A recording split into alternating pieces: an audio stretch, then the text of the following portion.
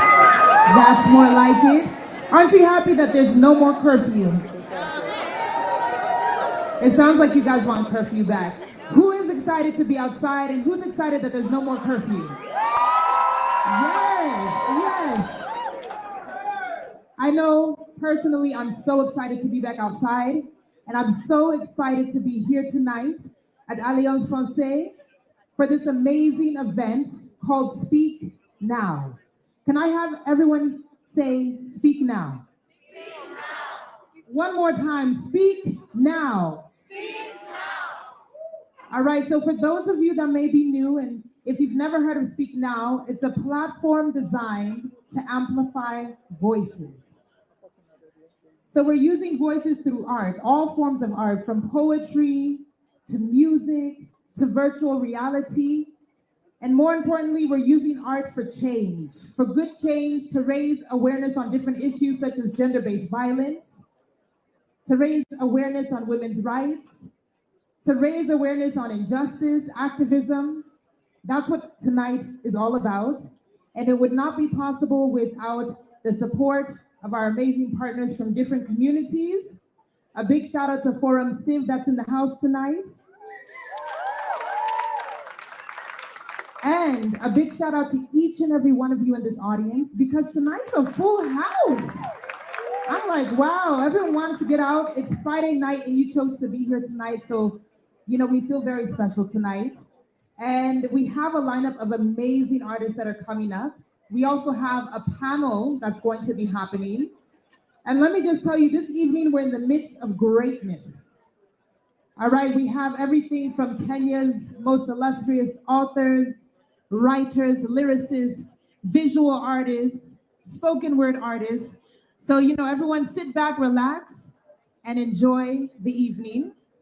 And also, if you're on Twitter, how many Twitter users do we have in the house? Just wave your hand if you're on Twitter. Who do we have on Instagram? We have grammars in the house.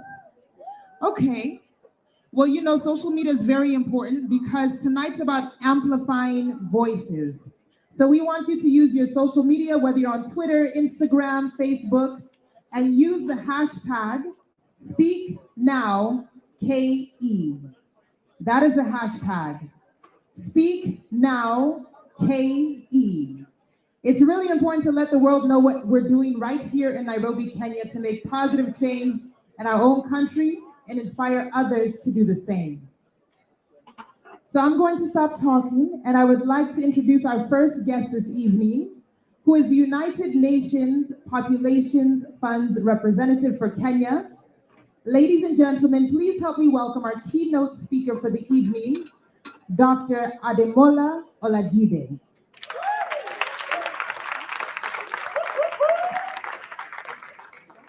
Looking very nice in his traditional African attire. So he has a few words. Karibu, yeah, you can come on stage. All right, so he's kicking us off tonight. So let's give him one more warm welcome, ladies and gentlemen, Dr. Ademola Olajide, representing the UN Populations Funds. Thank you so much for being here tonight. Thank you very much. Good evening, ladies and gentlemen. Well, like you said, my name is Ademola Olajide, and I work for the United Nations Population Fund.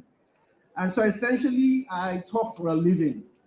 But then sitting behind there and listening to some of the music, looking at the creative artists, I told myself I found myself in the wrong place. And before I was able to sneak away, she found me and told me I'll be the first speaker.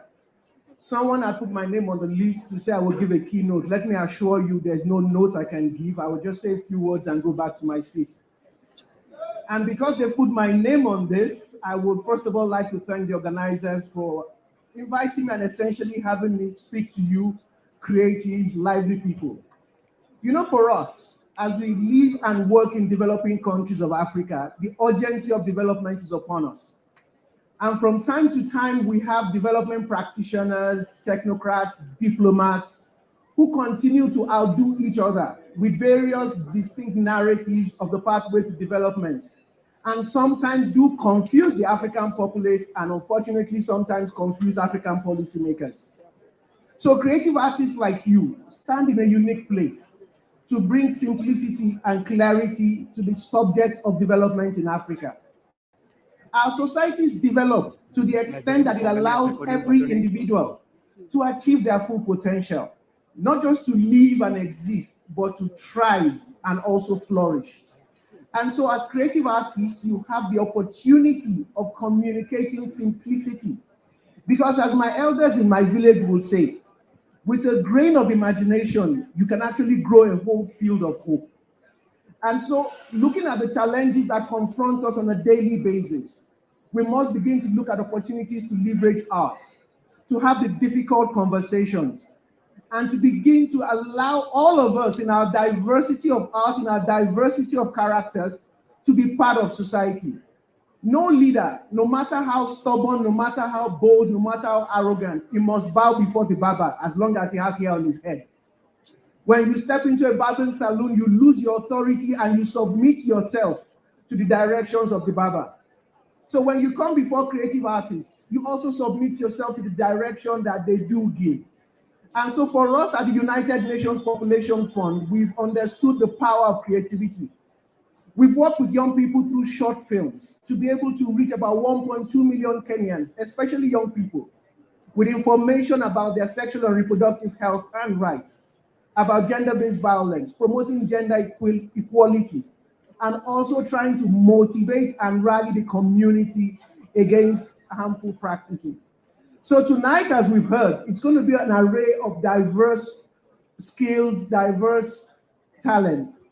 Society is diverse, and through art, we must ensure that we all accept the diversity and we leverage it together. Finally, we're working with the Chief Administrative Secretary of the Ministry of ICT, Youth and Innovation, Nadia Abdallah, through her book of Dreams and Whatever, and through an initiative we've called Indoto Alisi, to motivate young girls to dream, to hold on to their dream and to achieve it. Because if dreams were useless, then nature would not inspire us to dream. If creativity had no room, people would not have the amazing talent they have and the world would just be in monochrome. So because we dream, because the world harbors diversity, we look forward to the creativity of young people, of artists, of talents, to take us to a place where the diversity of every individual can be accommodated and harnessed for the common good. And as I will end, I will leave you with a few words of my own when it comes to dreaming. Dare to dream, because in reality, it costs nothing. It is nature's gift to every individual, social standing notwithstanding. As long as we have a mind, it is ours to deploy, to explore the limitless fantasy, which is for everyone to enjoy. Enjoy your evening. Asante Nisana.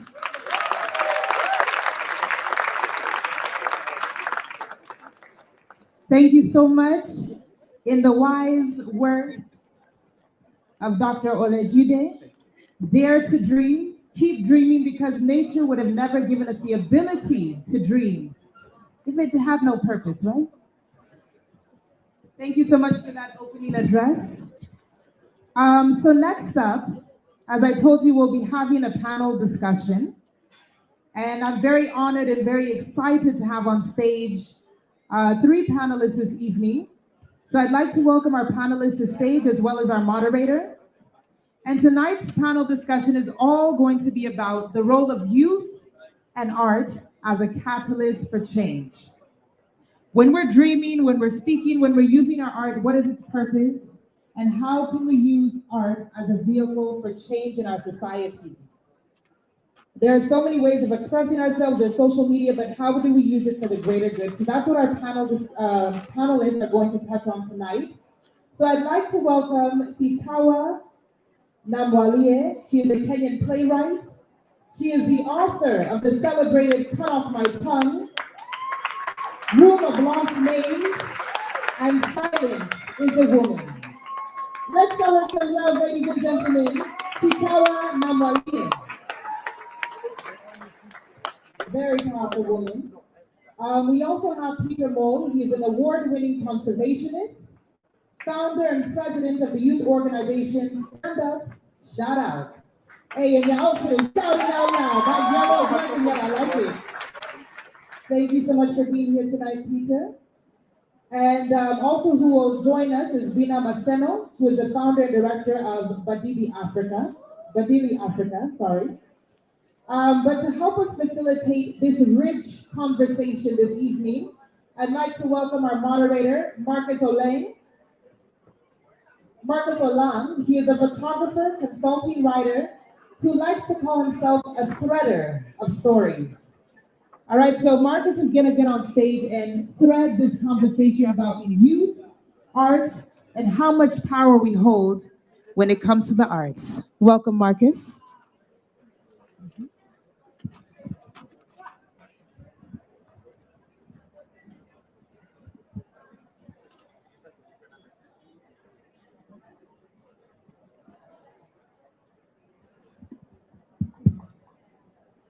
Hello. Okay. Good people. Hi. How are we doing? On a scale of, let's say, meh to yay, or what has your week been like? You as a human being, as yourself. There's a meh somewhere there. There's a yay. There was a meh. So as though the week went like that. We're hoping that this evening will be trending towards the yay side of things. This is in part, and all this is happening pretty much because of your presence here. We do not take this for granted that you are present here today. So thank you very much for joining us in this conversation. Please, a round of applause to yourself for being here today. Even in the midst of a pararira, that we are grateful for that you made the time today. For our panelists as well, thank you very much for joining us this evening. Hi. We have Bina at my extreme weight. L for left. At my extreme right, we have Peter and we have Sitawa. And thank you to each and every one of you for joining us. Please, a round of applause for them, appreciating them for making the time here. And I'm gonna just jump into, so my therapist has a tendency of asking difficult questions right from the jump. And that's an attitude I've also adopted in life as well. So right from the jump, here's a hard question. And I will start, I'm going to popcorn this, so don't expect it to be a straight line like a choir. Hi, Peter. So I'll start with you. Why do you believe your work matters in the context of Kenya and society as a whole today? Thank you for the question. I think it's very simple. One thing that we don't understand about society today is that the separation and isolation of human beings is the cause of everything that is going wrong. My work, in essence, is to show each individual that there's something special inside them. Whatever you have to offer, serve your gift. As you serve your gift, the doors open. Reminding the human being of how they are part of the whole, reminding a young person how they can contribute to society is a very powerful tool, because we have what I call the lost generation, a generation that is growing up too fast, a generation that is so much pressure, so much mental health issues, a generation that feels that the weight of the world is just falling upon them continuously. But just to remind this generation that you matter, you're worthy, your skill, what is within you needs to be put in the world. You're created to solve an issue that has never been solved. You're created to bring an idea, a perspective that has never been there. Cheza kama wewe, don't jifanya, don't cheza chini, don't act like somebody else, because if you act like somebody else, your opportunity will not be there for you. I always say, if I'm not me, then the seat that is here for me would come to me. But because I was me, I am seated here. So that is what I remind people. And through Stand Up Shout Out, it's about bringing that flame in a generation that feels so tired and worn out, to remind them you are worthy and you are needed.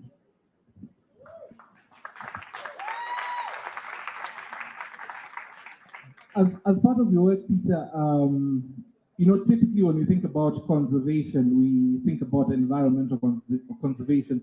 At some point, I read something about you doing work in language conservation as well. which was something I did not expect. However, we'll get back to that in a moment. Bina, why do you believe your work matters today? Thank you so much, Marcus, for that, and thank you so much for having me. I believe my work matters because of the demographic that especially we work with. So currently, we work with especially young women under 25. And the research that has been done in this country is that this demographic is the most disenfranchised and disillusioned with when it comes to engaging in political processes. And that is a concern because when you look at the population in this country, we're talking about 70%, almost 70% of the population is young people. And the bulk of that number is actually young women. So young women who are not engaging actively with political processes, yet politics is in everything we do. Look at right now, we're talking about femicide and gender-based violence, and young women bear the brunt of it. Just 3 weeks ago, we lost who? Tirop. Then the following week, we lost another young woman. You know what I mean? So politics is in everything that we do. Your hair is political, your food is political, where you stay is political. So having the bulk of the youth population not engaging worries me a lot because generally, young people have a lot at stake. Even in the next election that we're talking about, we have a lot at stake. We have politicians who are making decisions and all things constant. If you don't die before them, you have a longer time to live with the consequences of their decisions. Because if someone is making a decision and you're going to have to live with that decision for 50 more years, and maybe they have 10 more years, to suffer maybe the consequences of their decision. So we have so much at stake as young people, and especially as young women, teenage pregnancy, access to reproductive and health rights. It's skewed towards women and girls, right? And then we work with Chama women in the urban informal settlement. Chama women are the entry point for politicians in this country. They're never recognized. No one supports their work. I'm pretty sure all of us here, our mothers are in Chamas. We probably got to school because of Chamas. Chamas manage 300 billion in this country. Do we recognize them? Do you recognize that Mama Mboga? She's a kingmaker. We don't talk much about them. We don't highlight their work. So we work with them to give them not just, and it's not even giving them voice, but to ensure that they are seen for their work and their contribution to the economy of this country, to the political process of this country, and even socially as well. So that is why I think our work at Badili Africa really, really matters. Thank you. At a forum, I think 2 days ago, you mentioned something around fear playing a huge part in terms of participation within the political space. That, again, we'll also get back to in a bit. Sitawa, your work today, right now, why do you believe it matters? Thank you very much. First of all, thank you very much for inviting me here. I am a different demographic, and I appreciate being accepted by all of you. Yeah, I'm the Chama demographic. Okay, so why do I believe that my work matters? First of all, I believe that every single person here actually matters. Each one of us matter. And it is that we have been told that we don't matter, that we walk around not understanding how powerful we are. And I wonder how many of you have been told by your friends that, oh my goodness, you're so incredible, you're so capable, you're so amazing. But there's the voices inside of you, which are the voices of your school, teachers, maybe parents, all sorts of people saying, I'm nothing, right? I'm useless. But you do matter. And the greatness that you have, if you give it away, it makes a huge difference. So I believe that I matter, my work matters, because my job is to raise the consciousness of Africans. And in raising the consciousness of Africans, we're raising the consciousness of the world. We were colonized. We were injured. We were hurt. A whole lot of of who we are, our worth was taken away from us. We came to believe a whole lot of negative things. We've passed it on. Even if you think you don't believe those things, you do, unfortunately. And so my job is to show the world, to show my fellow Africans, to show the young ones the things that we need to address so that we can unleash our greatness so that each one of us can step forward and contribute and do the things that we need to do to create the kind of country, to create the kind of people that we want in this world. So my job is raising your consciousness.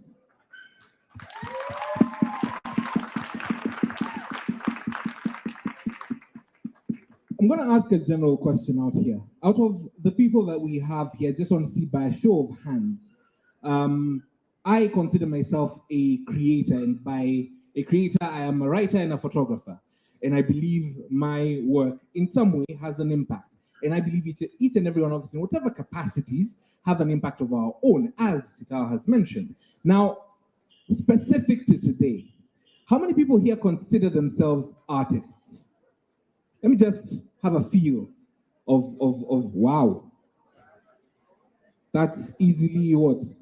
70% of the crowd, which I have to say, I will applaud you because 844 tried to show us otherwise.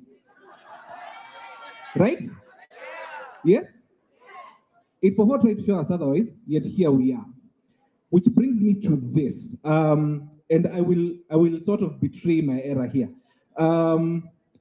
One of the most, I believe, transformative times in Kenyan politics is the region between, say, around the year 2000 and 2002. And there are a couple of things that happened. Actually, let's pull it back a bit. Around 1999 to 2002, one of the big things that happened around that time was, if anyone remembers the Moi parodies, let me get a feel of whether I should be having tea now. Does anyone remember those Moi parodies that used to happen on Ridiculous? Did anyone watch a show called Ridiculous? Yes? Yes? Wonderful. Around that time as well, there was a certain duo of rappers. Songs to this day, when they start playing, people rap to them word for word, regardless of what part of Kenya they are from. Gidi Gidi Maji Maji. Yes? I am unbogable. Yes. Now, in that context, with that said, and given the fact that I started this thread off with 844 society in general, sort of looking down upon art and creation as a transformative force in society, do you believe, and I'll start off now this side, Sitao, that the role of art is sort of being diminished and crushed? And is there a reason or a theory behind that in your mind? Okay, so first of all, I think we have always, the powers that be have always been very uncomfortable about art, and for very, very good reason, in that it is self-expression. It is where revolution comes from. It is where ideas, people become free in their minds. You know, so there's always been that fear. But the beauty of it is that you actually can't control an artist. So yes, the powers of the be have made sure that you know that there's very little art in schools, etc. But how many of you have invented yourself? How many of you have woken up and decided, I'm an artist? And very often being resisted by everybody, your parents looking at you and saying you're crazy. You know, we want you to be a doctor, we want you to be an accountant, and you decide to be an artist. That's the beauty. That it doesn't matter. It is that there's a force within us that you will become an artist. Yes. It's funny that, and I know it's a technical glitch, but it's funny that the national anthem sort of started playing at that point. And I say it's funny precisely because we wouldn't have that if it were not for someone's work somewhere. who, legend goes, was instructed to create the anthem overnight almost. Like, oh, boss, deadline is kesho. So we are raising our flag tomorrow. We need a song by midnight tomorrow when the Union Jack comes down. Which I will then tie to Bina. In terms of your work and the spaces that you're in transforming what participation amongst young women. How have the voice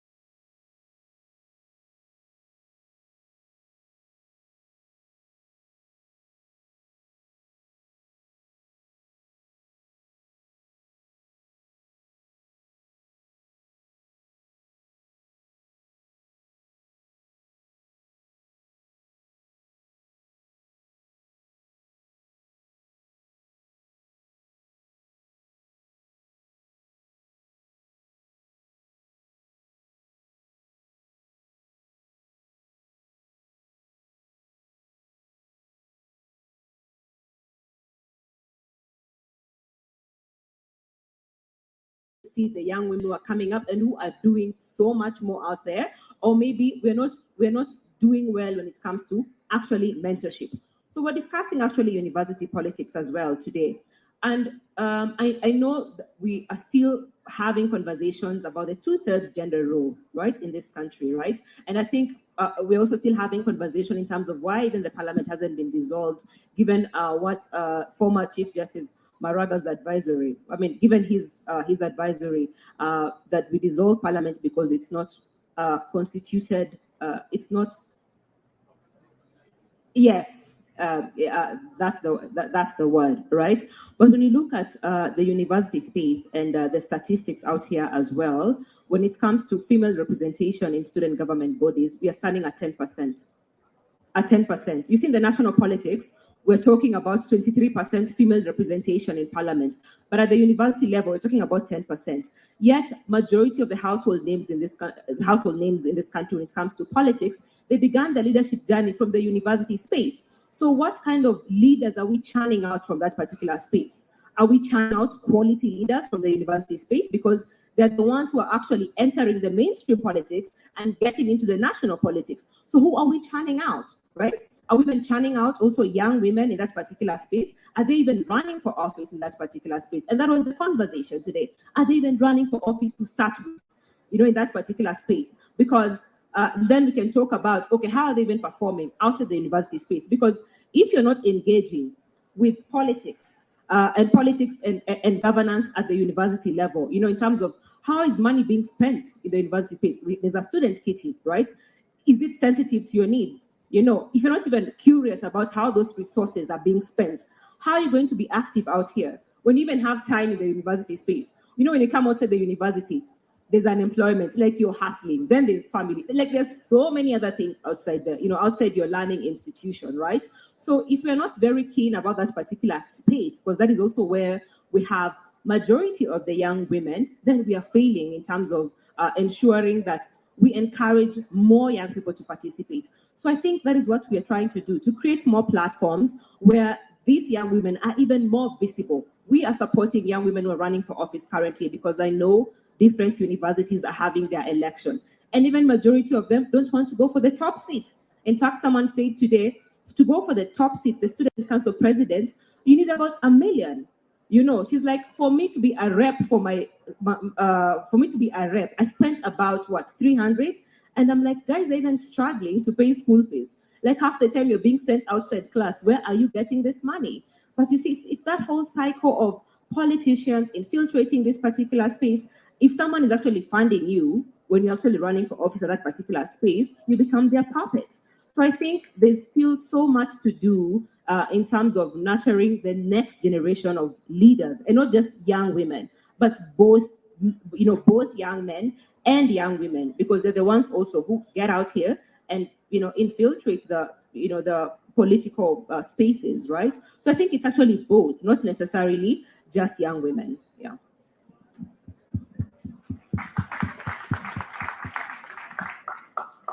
As we're having this conversation, there's certain things that we're going to thread together. There's the idea of representation.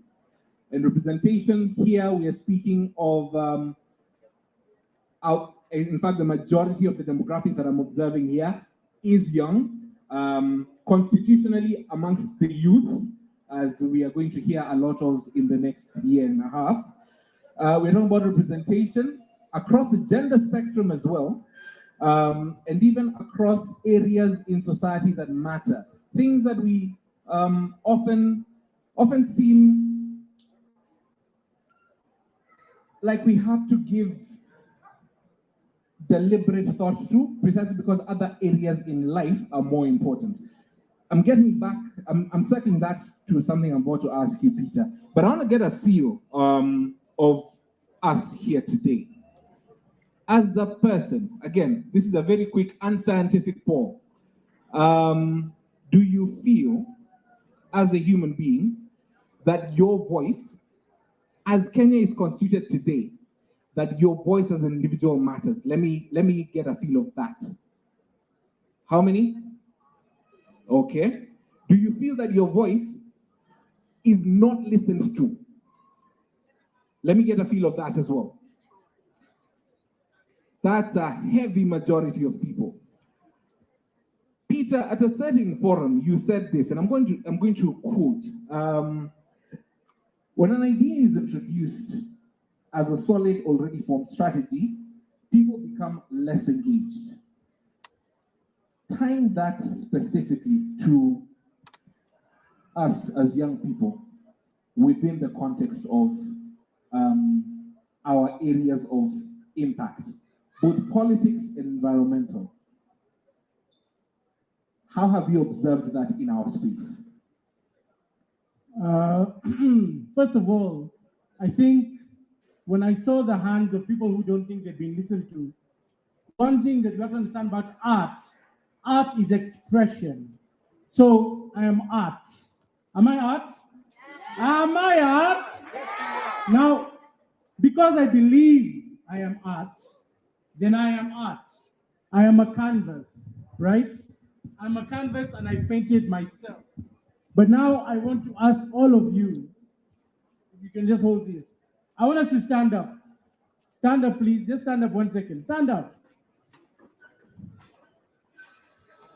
And as we stand, the front row over here, you're going to clap like this. Clap. Clap. Continue. The back row, you're going to stamp. 1, 2. At the back. 1, 2. 1, 2. Louder. Faster. Louder. Aya, sit down.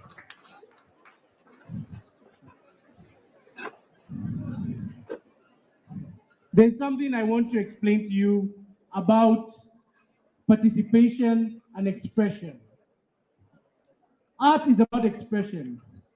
Your mind can be a canvas. What you paint on it, what you allow to be on it, creates your reality. Most of us don't realize that every day we decide what we wear, what we listen to, what we say is an expression of art. When we talk about what I told you to do, the clapping and the stamping, some of you are enthusiastic. You're like, yes, finally, movement. Others of you are like, ah, this guy is in a ball. And that's life. You see, most of the time we think we're not being listened to, or we're not contributing, or we're not being heard. Maybe it's because we're scared. We're scared to express because we're scared to fail. We're scared to participate because we're scared to fail and rejection. When you ask me the question of what I've seen that as young people and human beings, we want to feel safe enough to be ourselves. We want to feel safe enough to chase our dreams.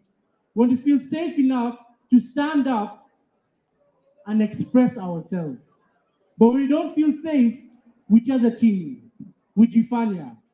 We get frustrated because we have energy within us that needs a canvas for us to express and paint our reality. But when we don't have that opportunity, we get angry, we get depressed, we blame others. But really and truly, the first canvas you have is yourself. And if you're not willing to express yourself and be who you are, you can't blame anyone else. Music, art, spoken words is all expression. And if all these brilliant artists never dared to express themselves, no one would have seen their insight, no one would have seen their vision. When you ask me the question you asked me and I bring it back, I think the number one issue we have is we don't have a home for a mentality as young people. We don't have a space, as my sister talked about, where we can come together and have like-minded individuals who don't think like us, but share the same values, share the same goals, but we have different techniques to reach there. I think the one thing we need as young people is to try and come together more, try and create these home for mentalities, these safe spaces where we can be free, as my elder sister talked about. Freedom is dancing in front of an audience. Freedom is speaking who you are. Freedom is singing when you want to sing. Freedom is expression whenever and wherever. Thank you.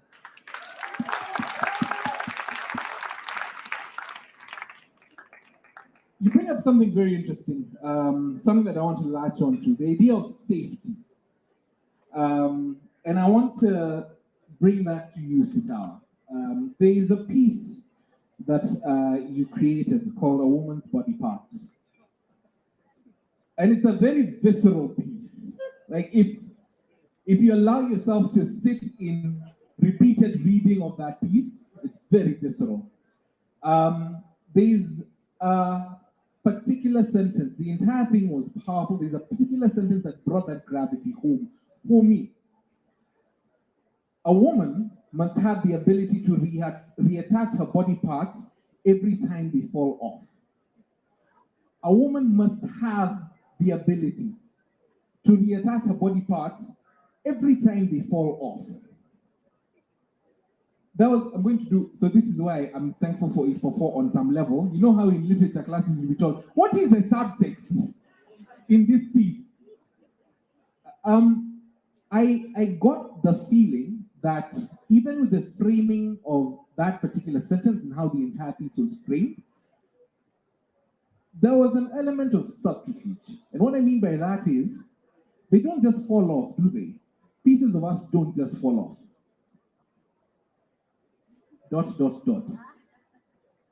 I'm now supposed to proceed. Oh my goodness. First of all, thank you so much for noticing, and I hear you know this poem as well. Yes, it's called A Woman's Body Parts. And I wrote it a few years ago, and I have no idea where it came from. And then I had to perform this poem. and I had to take 2 days out to learn it because it goes in the opposite direction of where everything is supposed to go. And it was impossible. It was really difficult. And I'm so, I'm so thrilled that you love it. And if you think about Kenya right now, and you're a woman, I assert, this is the conversation women are having. This is the conversation women are having. Young women, old women. I have an 18-year-old daughter, and I am terrified for her. I am terrified. The conversation we are having is how much we are hated. My 18-year-old daughter wants to fly. She's beautiful. She wants life. She wants to express herself. Gorgeous, gorgeous. And every time I see her stepping out of her room, I'm like, no, go and put on some clothes. Cover. She loves to bare her midriff. I can't tell you how crazy it drives me. Go and put on clothes. Go and put on clothes. Okay, you're using a public transport. Okay, if you have to, wear a hoodie. Cover yourself up until you get to a place where you're safe. Because somebody's going to make your body parts fall off. Somebody's going to make your body parts fall off. Okay? We've been watching a certain governor and a certain young lady and a certain musician, I'm not going to name them, plausible deniability, right? In legal terms. And I'm horrified as to how this young woman is being treated. I think it's incredibly brave. This is a powerful individual, and she's gone. I'm not going to sit here and wait for one more year until your term ends. I am off. I'm living my life now, right? And what is everybody saying? Oh my goodness, they want her body parts to fall off, right? A whole lot of people are on social media is horrific, yeah? So when I was growing up, I watched what it is to be a woman from my grandmother. My grandmother, whom I'm named for, Sitawa, called herself Omkhana Wechimbu. Can a lawyer repeat for me, translate that, what that is? Just shout it. Omkhana Wechimbwa. Someone laughed somewhere there as though they understood exactly what you said. They understood. This guy understands. Just shout it. Omkhana Wechimbwa means daughter of dogs. That's what she called herself. Okay? Because she was abducted from somewhere and she had no people. Yeah? And then I watched her life and the limits, and I watched my mother's life, and I watched the lives of my aunties, and I watched my own life. You have to have the ability to reattach your body parts because they will fall off.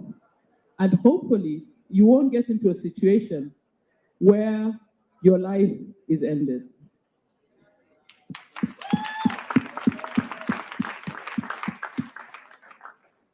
The idea that so much happens every single day, every single moment,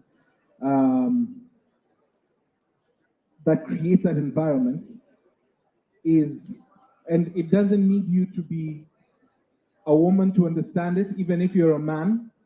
If you have a bit of empathy, you will get it. That's a terrifying space to be in. It really is. And it sort of takes a lot in every single one of us to speak up. Again, I'll take it back to my very firm and genuine belief is that between two things, between 844 and church, because me, I grew up in 844 and church, those two parts of society really taught us how to shut up and endure.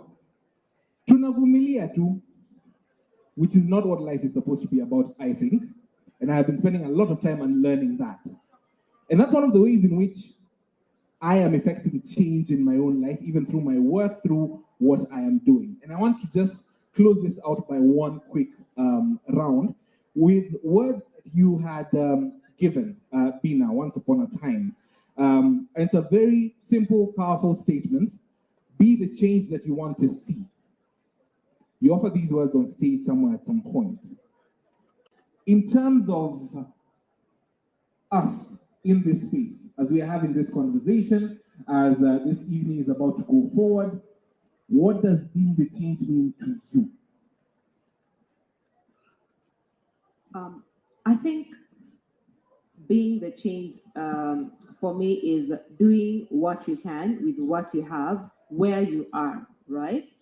And not even waiting for the spotlight, because it might never come, and not even waiting to be given or even offered a stage like this, or even just being on stage, or waiting for the opportune time when you can do something grand, right? It's starting where you are. And you know, I can, and just to share briefly, when I was in campus, I remember where I used to stay, right?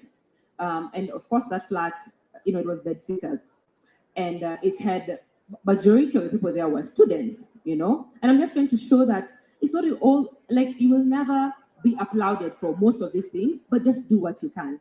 And I remember our landlord increased rent, and he kept on doing that. And you know how it is in Nairobi. You know, we don't even have like farm laws to even regulate that. Someone just wakes up and decides, imagine in my house, starting next month, you'll be paying this, right? If you don't agree with this, then leave, you know. And then I'm just thinking, and every other time, people just used to be like, you know what? Hey, I can't. The next 2 months when it increases the rent, guys just exit, right? So this other time, when I just went home and I found a slip, and it's like, from next month we're increasing rent by 3,000. What? And you know, you're a student as well. You're hustling and you're a student. He's increasing rent by 3,000. 3,000 is not little money. That's what I'm saying. Yeah. You know, it's not little money, because you can imagine in the urban informal settlements like in Kayole, where I grew up, you know, we rent your family mzima, not just even one person. And then this person is increasing it by 3,000. So together with the comfortable with this, it's like, I'm not, but I'm planning to leave. I'm like, I mean, how many times can we even have this conversation? You're always leaving. What can we do? I think we just need to ask the other people whether they're comfortable with this. They're like, hey, but that's going to be a hassle because it's like 4 floors. I'm just like, imagine it's a hassle, but someone has got to do it. We went door to door and asked people, like, are you comfortable with this? Oh, we are not. He's increasing rent. We don't even have water every other day. We have water twice a week. And then, in fact, even the tank had a problem. So now it had reduced to like once a week. It's not like he's even painting the houses afresh, you know, like there's no justification, right? And I remember I went door to door, collected people's names and signatures. We're like, are you comfortable? No, if you're not, sign up here, sign up here. Then we called him. He's like, I said, if you're not comfortable, you can leave. He said, actually, it's all of us. When he had it's all of us, he's like, how? Then he said, okay, I'll meet you guys on Sunday at 7, because he's trying to look for the most uncomfortable time, right? So Sunday at 7, because I have to go to church at 9. We said, it's okay, we'll meet you at Sunday at 7. So it meant on Sunday, you have to wake up at 6:30 and wake up everybody. And I remember we were telling people, if you're not waking up to come to this meeting, we're checking your name from the list. You know. But let me tell you, all of us were at the rooftop at 7 o'clock, and he could not justify why he was increasing rent. He could not justify completely, and he said the rent will remain as is. Now imagine for 12 months, 12 times 3, how much is that? 12 times 3,000, that is 46,000. So just because you're able to do that small thing, you've saved guys a whooping 46,000. You see, so it is what you have a voice. Imagine there's like this thing of, oh, we're giving people voice. Imagine you already have a voice. You know, you have a voice. Use it.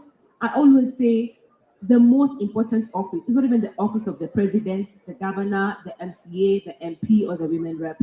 It's actually the office of the citizen. That is the most important office in this country. Occupy your office. Like, just start small. Same thing, I ran for office. I didn't win, right? I decided, okay, what then can I do to still achieve the same goals? And then Badili Africa was born. So I think we all have something. Maybe at times we feel like this is a reserve of someone else. Activism is a reserve of someone else. It's not up to the NGOs to push for change in this country. And you've even seen even funding is shrinking, right? It's not even up to Sitawa to push you with her, like with the amazing poems, like she does. I think we all have ways we can contribute. Whether you're an accountant, whoever you are, whether you're a farmer, we all have ways we can contribute. And I think we just need to purpose to really occupy our offices as citizens.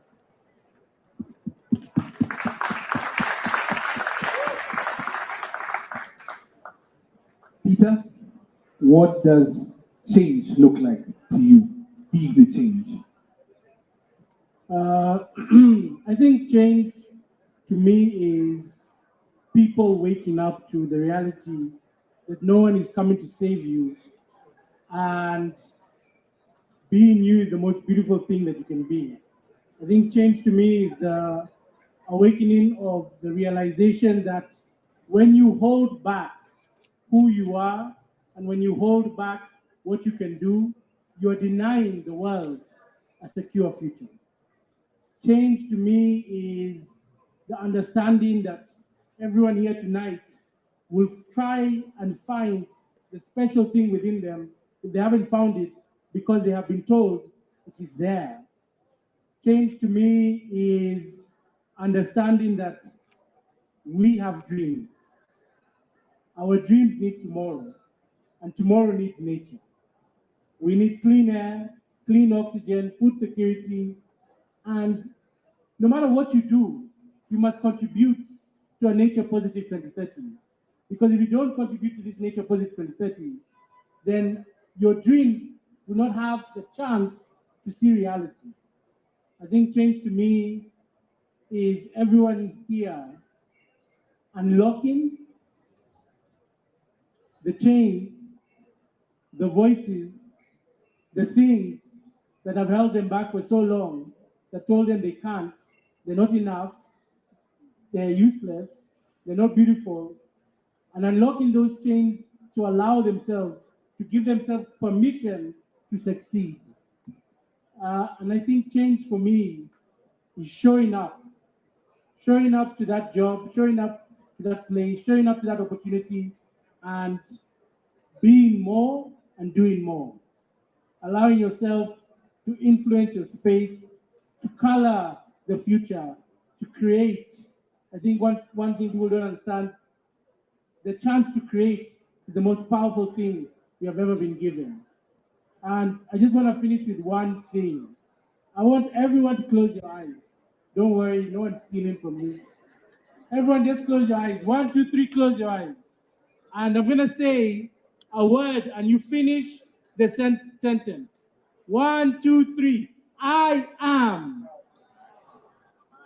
I am. Now we're going to do it together. Close your eyes. 1, 2, 3. I am. I am. Now you're going to say I am with me and finish the sentence. 1, 2, 3. I am. So as I finish, I just want to say thank you so much for this opportunity. One thing that we have to realize as a generation is that our future is not promised, and we need to get creative, innovative, relentless, unapologetic, authentic, and brave enough to do what we need to do together. Ubuntu is what I believe in. You don't have to push anyone down to be above them. You don't have to pull anyone behind to be in front of them. You don't have to destroy anyone to be created. You have to realize that I am because we are. I must be for us to be. We must realize that this is not just about hullabaloo and skipping and daisies and rainbows. The essence of Ubuntu or the essence of togetherness is just realizing alone we're not that powerful, but together we are stronger. You are worthy, you are beautiful, you're powerful beyond measure, and you are needed. Thank you.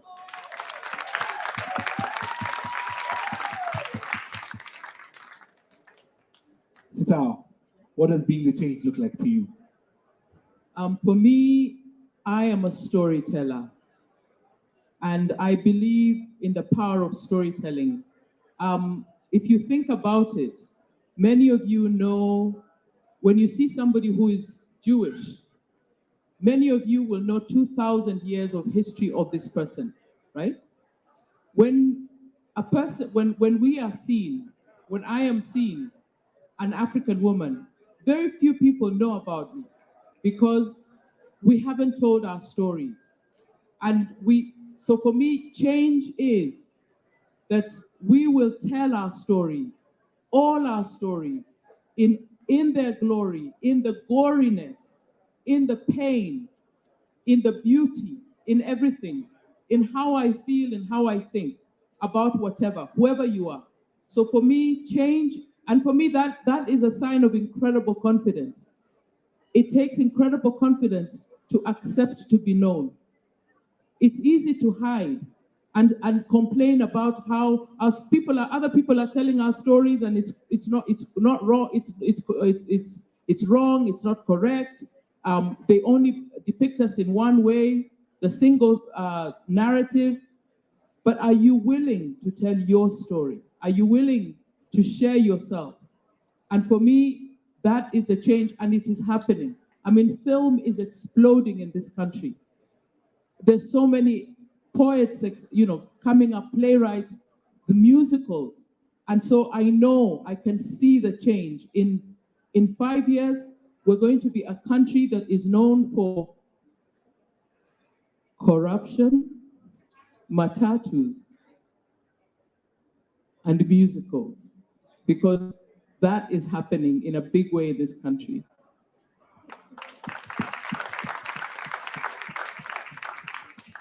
I'm going to close this out, and this is not me, Marcus, the moderator, speaking. This is me, Marcus Olanga, human being speaking.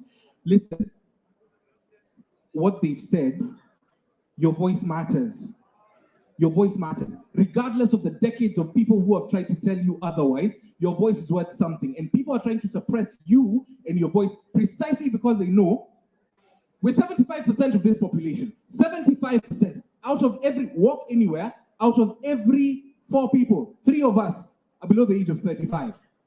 If we decided to just sit down and do nothing, this economy collapses completely. If we decide to shift the conversation a different way, in a different place, it will move. It only moves when we decide we're done taking the bullshit. Oh, wait, what's the rating on this? Are there children? When we decide we're done taking the bullshit, things move. And they will move. Historically, every single movement has been driven by people below the age of 35. Which leads me to, so that's number 1, your voice matters. Number 2, if you're in a position of power and privilege, and I can see you, I'm just not going to point at you to put you on the spot, but you will know yourself. When you're in a position of power and privilege, and you see something happening and you don't speak it out, or you don't speak on behalf of someone else whose voice is being silenced, you are complicit. You are a bully. You're also a bully. You have to use your privilege. You have to use your voice for the benefit of other people as well. That is what impact is. That is what power is.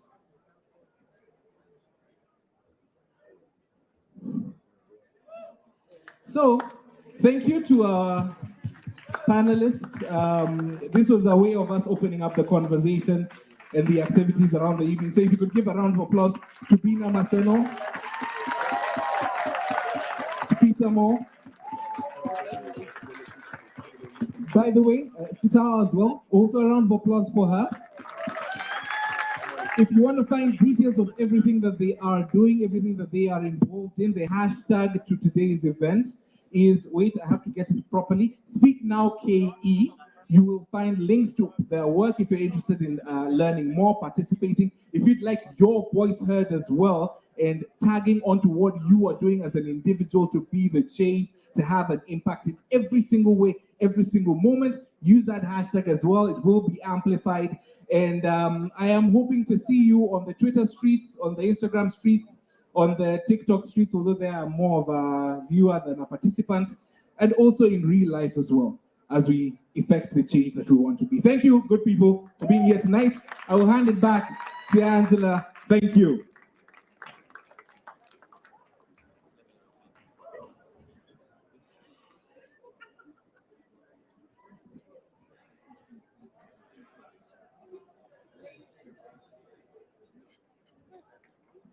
Ladies and gentlemen, one more big round of applause for our amazing panelists.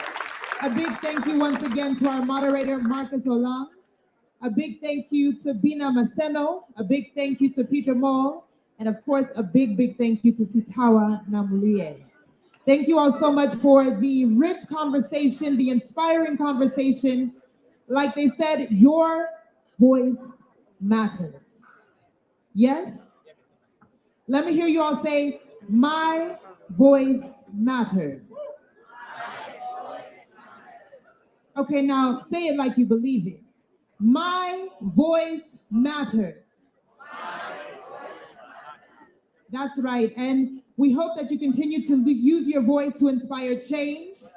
We hope that you continue to use your voice to speak about the things that you believe in, the things that you want to stand for and fight for. Continue using that voice.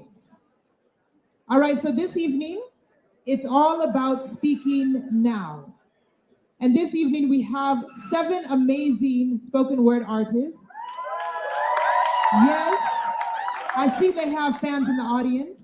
So to all the family, friends, visitors, and strangers, those that just stumbled upon this event, we're really excited to have you here with us this Friday night, because we have young people that represent what Speak Now stands for. And that is using the arts and using our voices as vehicles of change. And you're gonna see, 7 different young people that are gonna come on stage and basically share their journey, their story. Like Sitawa said, let's make our own stories. Let's create our own narrative. And of course, they're gonna be backed up by some amazing musicians, just to give it the whole vibe. You see, we got the smoke in the sky. So everyone, I'm gonna quit speaking and we're going to turn our attention to the screens. We have a small screening called Speak Now that is just going to highlight the journey of these different artists, where they come from, what inspires them, and basically what Speak Now is all about. So yes, everyone kindly turn your attention to the screens.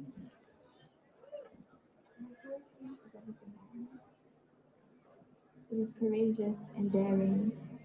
It is loud and unapologetic in its chaos. I've decided I prefer poetry over written apologies and the inner thighs of a woman over the back of a mat.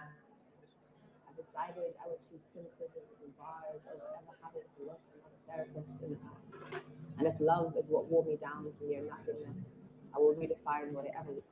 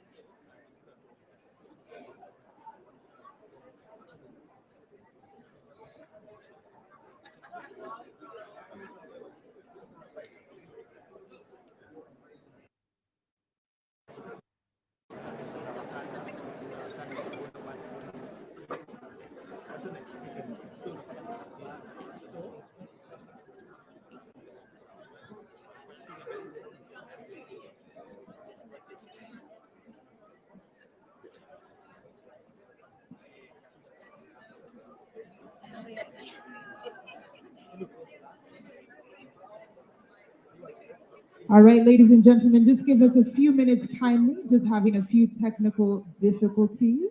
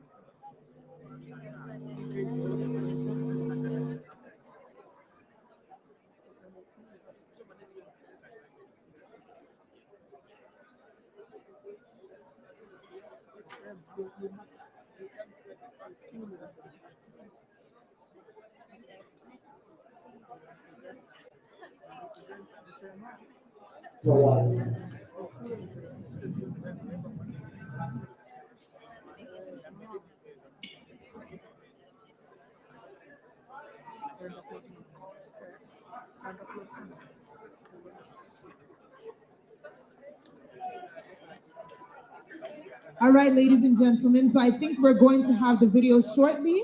We're going to let the technical team sort that out. They're just fixing the audio. But in the meantime, we're going to welcome the band on stage. All right, so they're just going to warm up the stage for us. So let's show them some love. We have Beluka on the bass. We have Tony on the keys. And Kibamba on the electrical guitar, on the drums. Ooh. All right, so let's show them some love as they bless us with their musical talents.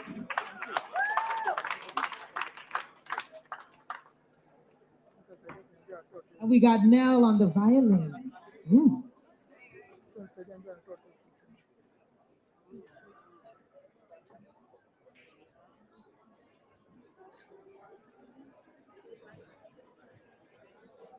So this is the band that's going to back up each of our spoken word artists once they hit the stage. So as we wait for the video to load and get set, ladies and gentlemen, sit back, relax, and enjoy the beautiful music of the band.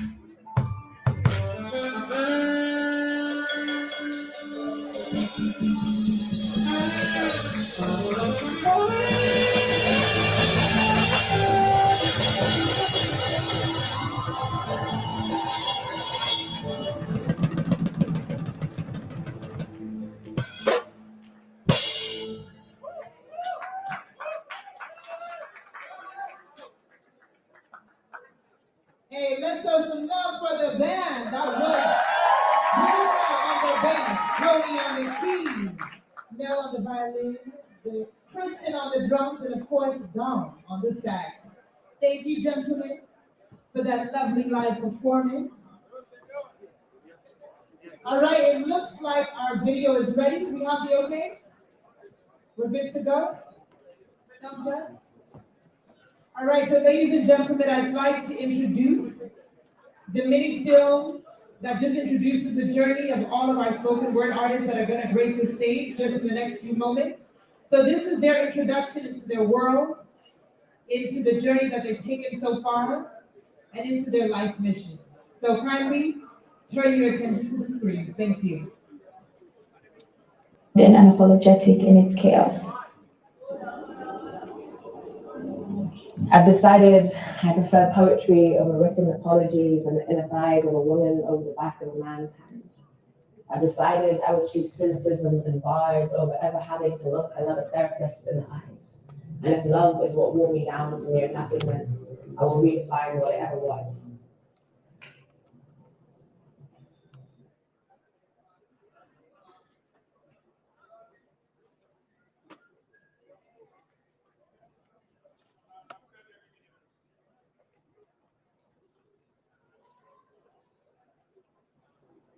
Just affecting that courage, allowing myself to accept that this is a part of me and putting it out there makes it feel more real. And sometimes I write because I want to be able to look back and not regret that I didn't say anything about it.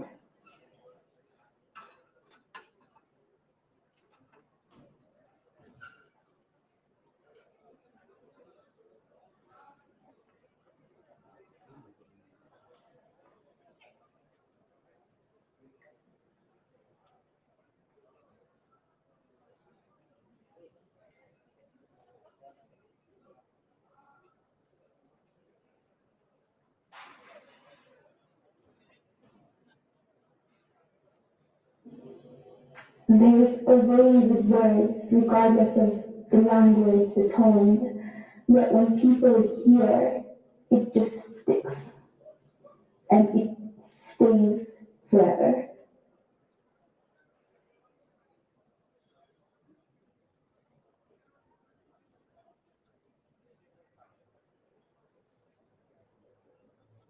When I see paper, when I feel a surge of emotion, sometimes just catharsis, brutality, pain, love, experience, lack of experience, it changes as the wind changes. But every single piece that comes out of it is true in its form.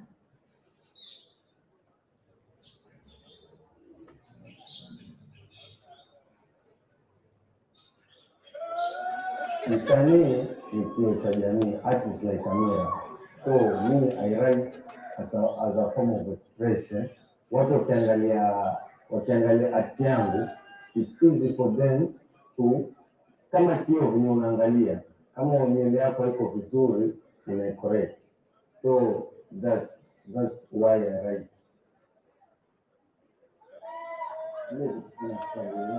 As a young person, especially huku Mombasa, ni unemployment na violent extremism ndo zimefika high note. Yeah, because watu kama wana jobs, it's easy for them to Mombasa ni lead bana. Al-Shabaab, Al-Qaeda, ISIS, zote uhuni ambao unalisikia kwa hii dunia, Boko Haram, kuna mtu wa Mombasa ndani. Na kwa sababu hii bahari watu wanachukuliwa rahisi. So mimi art yangu kitu ambayo ningependa ichange the most as a poet ni kwamba nataka kuchange behavioral change. Hizi vitu watu wanafanya ambao walisemi ambazo ni ngumu kwa watu wengine kama music, rap, kuweza kuwa accomplished. Spoken word niko na opportunity, so I'm changing that behavioral change ndio watu wanaweza kuwasaidia kwa jamii na watasema at the same time.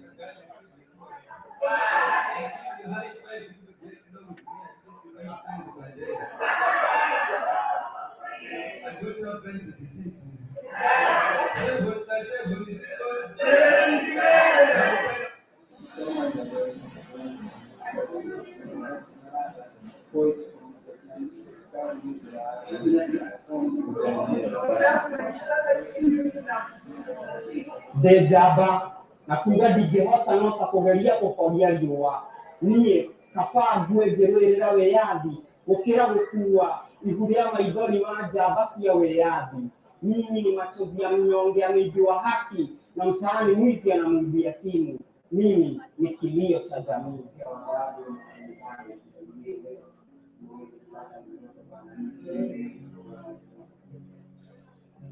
Hawezi kuwaleta kuishi waandishi ya kuishi tu mtandani na mikoba mingi wengi tushari kwa kujihusisha hivi so tutaweza kufanya kitu kila mtu ana mtu na mwenye anafanya design tofauti ndio kulikuwa anafanya sifanye lazima kumtumia ndio safari otherwise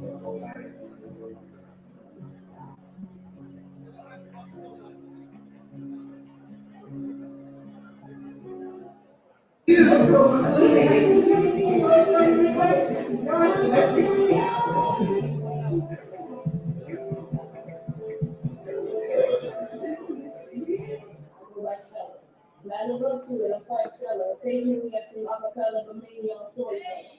Even the words of Weinstein will invite me to share in my dreams and my mind, and time you will find that a star shines brightest in the darkness. What is not very necessary? It's not blind enough. You have to be glad in yourself. So how do you teach someone about ADHD and kind of believe from yeah, it's true. Yeah, it will appear as this because listen to what the place actually is never to see and do that. And that way the way that attitude in ridiculous to the class so aside but if you actually pay attention to the you see, okay, after this, I'm going to here, then we can switch. So, we also have to remember vulnerability takes a lot in different spaces, especially to stay vulnerable. It's not about how perfect you are, how others see you. But it's also very important for you to do that. Because then you know what works and what doesn't. So anyone can show me how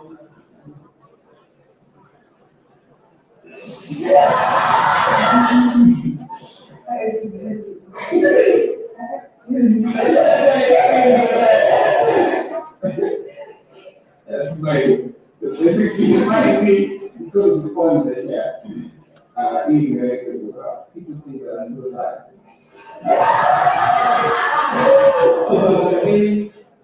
There you go, man. Right.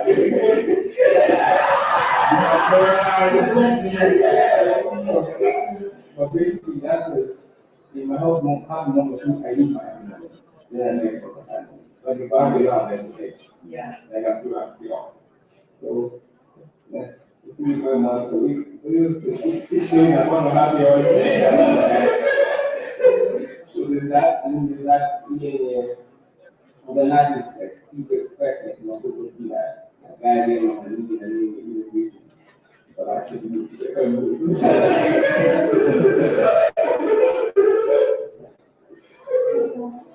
Thank you for that.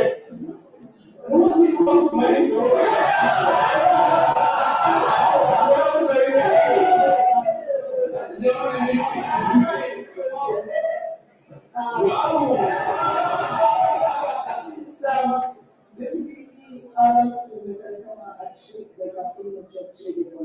I feel like there's already a perception when I about myself. Like I do like I know how to do things. I feel like they know like I have my shit together. But it's not really the roots. Roots was first I feel like how I see myself. I still have a long way to go. That's how I'm feeling. I really have a long way to go as a person. I feel like I'm just becoming vulnerable as a person because I was just sharing. I didn't know I have so much more inside me, and it affected people how I perform.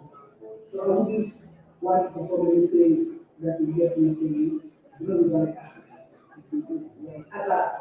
and it even affected how I relate with people. I'd like people to understand, but the moment very closer, I don't know because I don't know. So this is, and also since the coaching, like there's a lot that even myself I didn't know and know about myself. Like, as much as I knew that the things that they call me and to that person, rather than hidden talent, I feel like I'm growing, it's like I'm growing.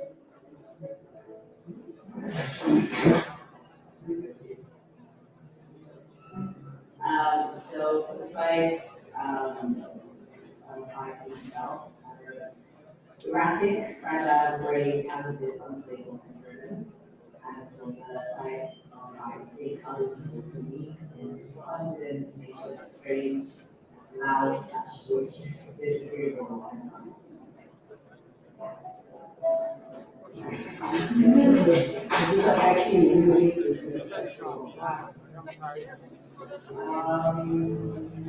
Which I voice myself about. I guess so. I guess I've been told like when like 3 times or 4 months that great sharing so much that I don't have a problem with that. I don't have a problem with being comfortable, to be honest. I feel like putting myself safe. I decided to stop believing in an afterlife and instead start believing in destiny. I rebooted my faith in trips and oceans in a split second right before a roller coaster drops. And laughter in quiet street corners and the magic inside of tiny potions. And wonder and the preciousness of looking at life like a child. I'm on my list, but I could be. I'm not sure if there's anything else worthwhile.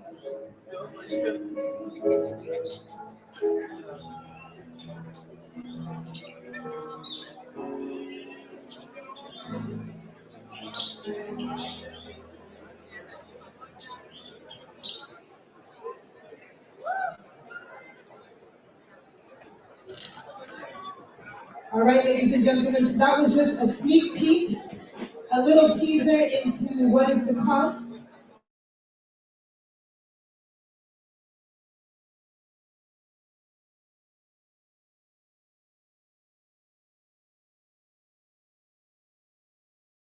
Different flows, different energies, but they all have depth. All right, so without further ado, ladies and gentlemen, please help me welcome my brother from the coast. Hey, we have Seth Bells out there. I love it, and I ask all of you, let's give these young people the respect and attention that they deserve. So let's make noise and let's show them some love. So to kick off our poetry session, ladies and gentlemen,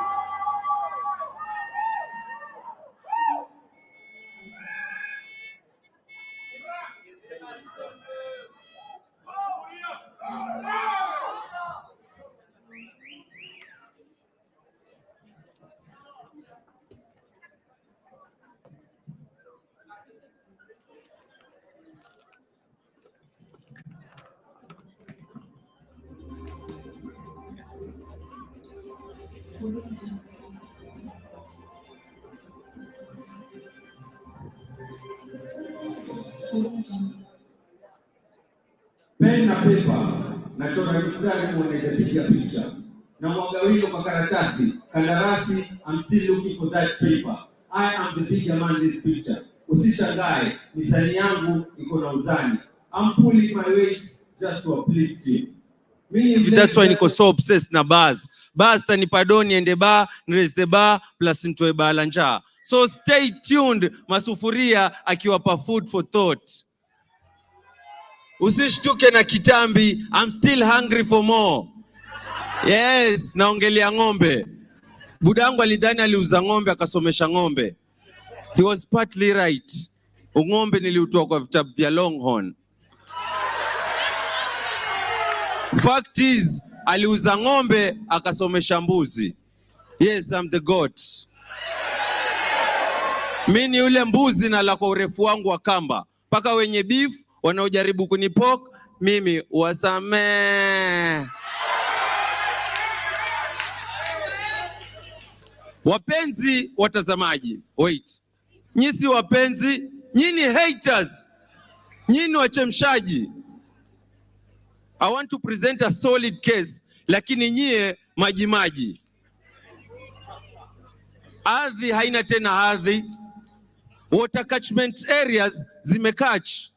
The sea is blinded by plastic. It can no longer see. Rivers haziflow tena sababu ya plastic. Na hiyo story hamwezi kukai reverse. Lakes due to plastics are now wrecks. So nawaletea habari chemichemi za chini ya maji na habari za juu that landed on land. Habari zitakazokuja ni za kuelimisha, kusikitisha, kutahadharisha na kufundisha. Ni mimi mtangazaji mnaipenda zaidi kutoka kitovu cha mji wa anasa. Mwendo wangu polepole kabako bekasa. Kiswahili kimepigwa ufasaha na msasa. Masufuria bin mabakuli mjukuu wa simambichi. Kazi ni kupakua na kumwaga. Kukurukakara za gugugaga. Mambo gangu gaga. Naam. Nawakaribisha na msemo wa siku ya leo. Samaki mkunje ingali mbichi. La hasha. Leo mimi ndio nitawakunja. Kunradhi. Muktasari wa habari. Tuwaletea habari za siasa, za wanasiasa wenye mikasa. Mikakasi inayokata kakasi na kufanya samaki na wanyama duniani kwa kakasi. Hizo habari tuwaletea kwa kasi. Vile vile nawaletea habari za biashara. Hazina faida, ni hasara. Kama we ni pro, you do not fit. Usilete masiara. Vile vile tuwaletea habari za michezo.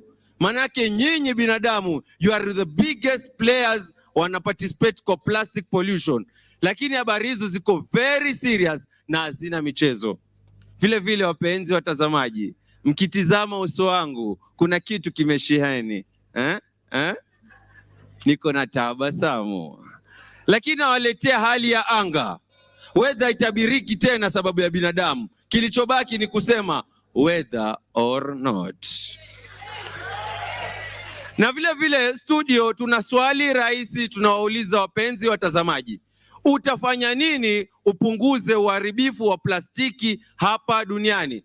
Je, wewe utafanya nini upunguze uharibifu wa plastiki hapa duniani? Tuma ujumbe mfupi ama utume ujumbe mrefu, because nature is fighting us back and God is watching himself. Habari za siasa. Siasa ni sherehe, na kama binadamu wanavyosema, sherehe haitaki. Naam, binadamu anajiburudisha na plastiki kwa matumizi mbalimbali. Baada hapo wanazitupa na baharini zinajirudisha. 190 million metric tons of plastic is being thrown away every day. And more than 386 species die from being entangled in that tactic. No policies. Hakuna hata polisi. Hakuna sheria dhabiti ya kuzuia. According to section 2A of the Constitution, subsection 36, from paragraph 4 to paragraph 5, it clearly stipulates that samaki akioza usimtupe, mtie limau na mkaushe, akileta matata mtie mdomoni. Sawa, samaki wangapi wataoza? Ndio limau mingapi takauka? The fish foreign policy iko rahisi. Kitu chochote ambacho kinafaa kiingie majini kiwe na uwezo wa kuoza. Plastiki haiozi. Tunaomba serikali ingilie katikati, mbele na nyuma. Habari za biashara. Viwanda vya plastiki vinapata faida huku maisha ya binadamu yakiingia hasara. Wakitengeneza plastiki, guu mosi, guu pili inaenda mpaka mkono wa bahari huku ikitupa mkono wa buriani. In every 24 hours, 8 million pieces of plastic makes its way to the sea. And on its way, a plastic becomes a plastic. No fish business, samaki wanauliwa. No more businesses. 700 marine species are in danger because of your consumer behavior. No healthy businesses. Soil, air, water pollution. Ardhi haina ardhi. Ripoti zinasema kwamba kuna vijana hapa wanasubiri vileo ili wachekeshe kina wa kesho. Kuna mama anataka mtungi wa maji na akishindwa kununua anajua hata jerry can. Kuna mtu anataka mafuta ya taa na bila hiyo chupa it will be a kerosene. Kuna dem currently anataka chupa ya black currant so that she can have a fantastic day. Dispenser kwa dispensary, chang'aa kwa mang'aa. Lakini wakiitumia baharini inakuja na inaumiza. Habari za michezo. Mnaharibu mangrove juu mna nguvu. Hamfikiri nguva. 2050 inasema kwamba kutakuwa na samaki za plastiki zaidi kushinda samaki. Jamani, hamfikiri vitu vinazama haki. Acheni mchezo. Hizo ndio habari za michezo. Ladies and gentlemen, let's go on a short commercial break that will break your heart.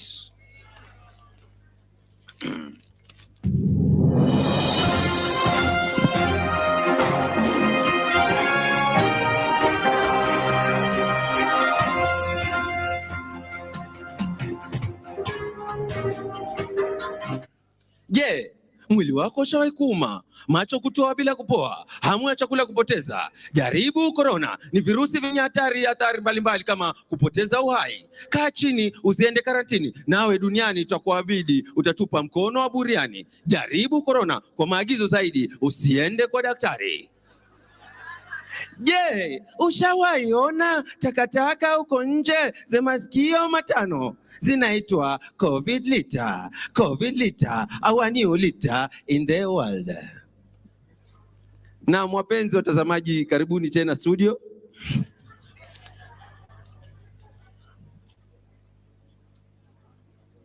Kumeharibika.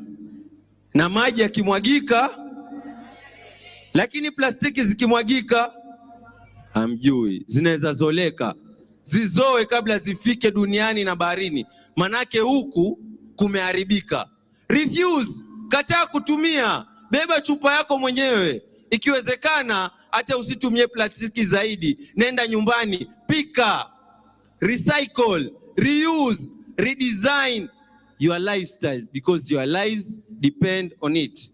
I want to give you a plastic. If a plastic is a plastic that sticks, a plastic that kicks and spits the very nature we exist.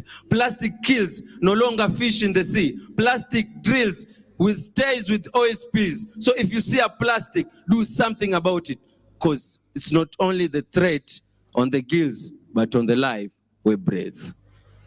Na wapenzi watazamaji, na wakaribisha na nakupa bye bye na mtangazaji mnayempenda zaidi duniani. I'm Jeff Koinange, and I would like to leave you with a Swahili saying, Chamkufu mwanafu usitupe baharini, utaenda huu ha ha na hii.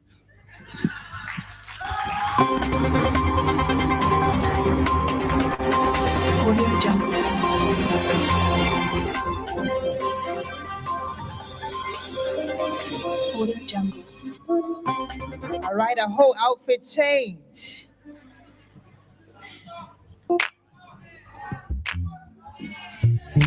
Our brother from the coast, Masufuria.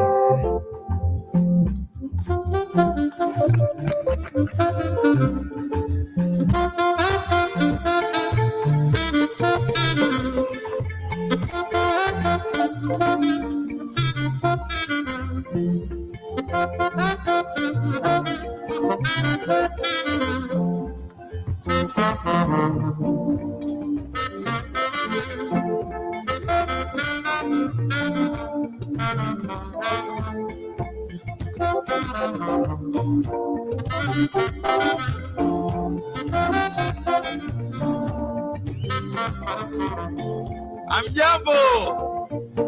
Oye. Mko salama?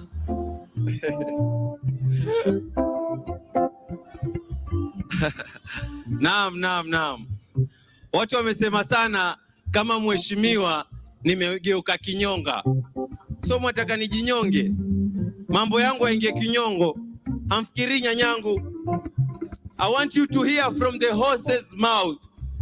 Hii kienda sana hii election ni 2 horse race. So utalalamika punda amechoka kubeba mzigo. But utalalamika hadi sauti yako iwe horse. Na mimi nitakukimbia kama farasi.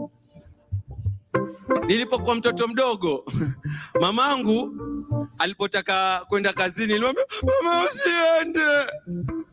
Alinunulia peremende nyamaze. Nilinyamaza, alinihonga. Primary na seko nilikula gomba. Yes, niliiba mtihani. But thanks to that results zangu zilikuwa poa. Uni sikusoma, nilifeli ile noma. But babangu alisetia kazi na mlango wa nyuma. Sasa mshahara wangu ni mkubwa hata kuliko wale walioingia na mlango wa mbele. Sasa niko na kichuna. Mrembo wangu mchumba. Alikuwa demu wa best yangu. Alikuwa hana nyuma na mbele kama feri. Alitaka TV ama decoder ya DSTV, ndio maana akakwama kwangu. So how can I hate corruption? Every good thing I have in this life is because of corruption. How can you hate corruption? Don't pretend to be holier than thou. Kwa 3 passengers walikuwa 15, wewe walikuwa 14, wewe ukawa 15. That is corruption. Madaktari acheni kujichocha hapa na mnaiba dawa hospitali. You're not treating us better, you are sick. Walimu mko radhi mgome kwa kuwa muongezi shilingi. Lakini hamgomi kwa sababu wanafunzi ni madanda washiki. Wanasiasa wanaiba kura.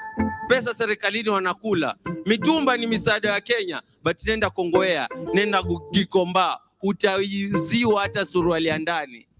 Hii ni nchi ya mafisi na machui, magaidi na mamluki. Tunakula nyama na mizoga at the same time. But guess what? Guess. Amniudhi. You know why? You know why? I love corruption! Wow! Mlinichagua wenyewe. Shuleni nilipata A for apple. Wengine wenu hapa mlipata A for elephant. So kati ya mimi na nyinyi mmoja wetu ni mjinga. Si mimi. Najua naongea shit na bado sijaongea matresi na blanketi. Sijaweka my pillowcase, sija address wa bedsitter, sija address wa vitanda na wapakanda ya ubongo kushinda ya kanda bongo man. Mlinichagua wenyewe, sikuwatuma. Wewe na akili yako ndogo ulijificha kwa debe na ukanipigia kura. Wewe ndio ulinipa mimi license ya kula. Wazee hapa walinipigia kura. Naongea vibaya jamani. Naongea vibaya. Naongea vibaya, mimi ni yule mbaya. Shetani ananiita brother, magangster wakikusanyika wananiita mimi master. Mlinichagua wenyewe. So acheni kelele. Haukunichagua kwa sababu ya manifesto, ukabila wako ndio ulijimanifest. Ndio kura kwangu ukainvest. Siko bunge kutengeneza bills. Hapana, niko hapo kupay my bills. Acts za parliament si acts za apostles. Ni acts. They act like they care. By the way, mimi si mwanasiasa. Mimi ni mfanyabiashara na namshukuru Maulana. Kura ni biashara ambayo hajainipa hasara. Na hamkunichagua, niliwanunua. Vijana mmesahau. Si niliwanunulia bangi ya kutoka Ulaya. Niliimport direct from Jamaica. Masista, si niliwapa mimba za bure. Na mngenifuata singeshindwa mimi kuwachagulia majina ya watoto wenu bure. Kina baba wa baba, mlikula pesa yangu. Tatizo pesa ziliwi, ndio maana nyinyi mnaaminia mimi na kitambi. Akina mama mliposema nataka leso, shati na kanga, msema mheshimiwa tosha. Kama mimi ni tosha, nyinyi mwataka nini? Najua nyinyi si wasanii wa Bongo Flavor, but this time bana pua, bana mdomo, funga ulimi, mlinichagua wenyewe. So acheni kelele. Wasanii wananitungia tungo kila siku hapa kwamba mimi ni kiongozi mbaya. Wanahabari nao wananifuatia list ya mambo ambayo sijafanya. Nimekuwa topic ya ubiri ya ustadhi na pasta. Nyoteni mnachukia ufisadi, but I guess nafuata kwa uongozi mbaya. But kwa nini sitoki? Baada ya miaka 5 nitawapa 50 tena. Kura 100% nitadandia, uongozi mtanipatia, mtanichagua tena. So acheni kelele. Baadaye vijipesa napata kaa mshahara serikalini havinitoshi. 1,000,000 kwa mwezi. Hiyo hatoshi bajeti yangu ya biriani kila wiki. Kamilioni kamoja akatoshi kipaji changu cha kuchapa maji. Kampeni nilitumia milioni 100. Mshahara wangu wote miaka 5 ni milioni 60 na sifilisiki. Wajua kwa nini? Niseme siseme? Niseme siseme? Sema. Na uzaunga na si wangano na si ugali, jaza mwenyewe. Nina biashara ya taxi na silipi tax. Hata kama utaki, ulinichagua wenyewe. So acheni kelele. Before elections nilienda kwa mchawi, kwa roga, mnipende na mnitamani. Tatizo mnanichukia. Basi na wasiwasi na wapa choice. Sell me your votes, nitalipa. Hautaki, nitaiba. Hata kama nilikosa, nilishaiba, nishashiba. Mimi ni rich for life. Hata nikifa, hamtaniita maiti, mtaniita maiti tajiri. Watoto wangu hata ikula sima na omena ni nyama ya steki kila wiki. Na zote nawapa ni good news. Niwape bad news? Niwape? Nyote mnataka kuwa kama mimi. Problem is tuko wengi kama mimi. Mtafanya nini? I am the consequences of your actions. Mlichagua wenyewe na mtanichagua wenyewe. So acheni kelele. By the way, nyinyi ni wafisadi, nyinyi ni wakabila, nyinyi mna tamaa kama mimi. Kama muamini, after maneno yote nimeongea bado mtanipigia makofi.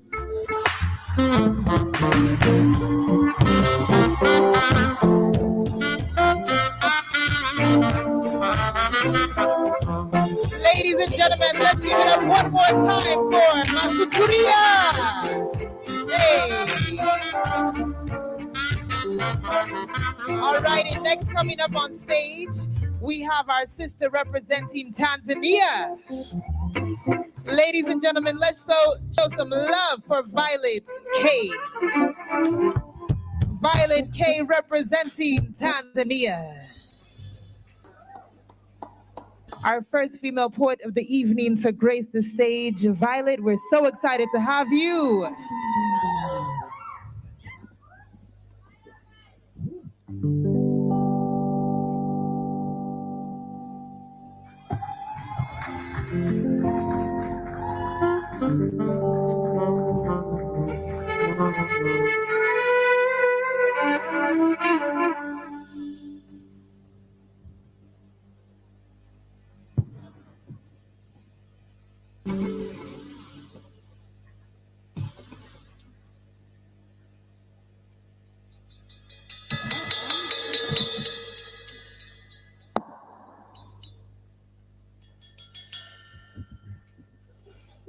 The mic is on.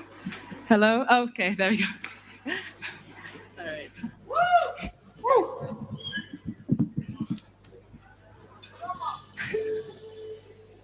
Nairobi, the green city under the sun, a place where hopes and dreams can be buried as seeds and the soil is known for its fertility.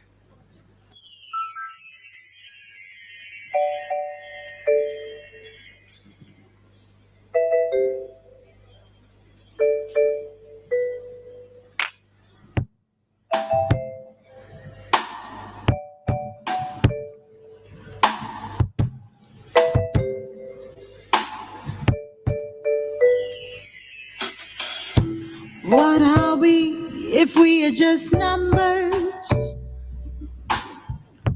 No, life is bigger than another. Some just suffer, others prosper.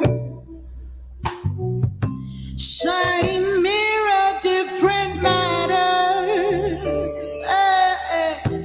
What are we if we are just numbers?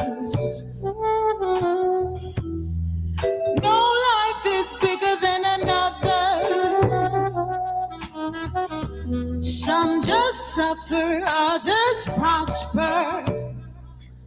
Same mirror, different matter.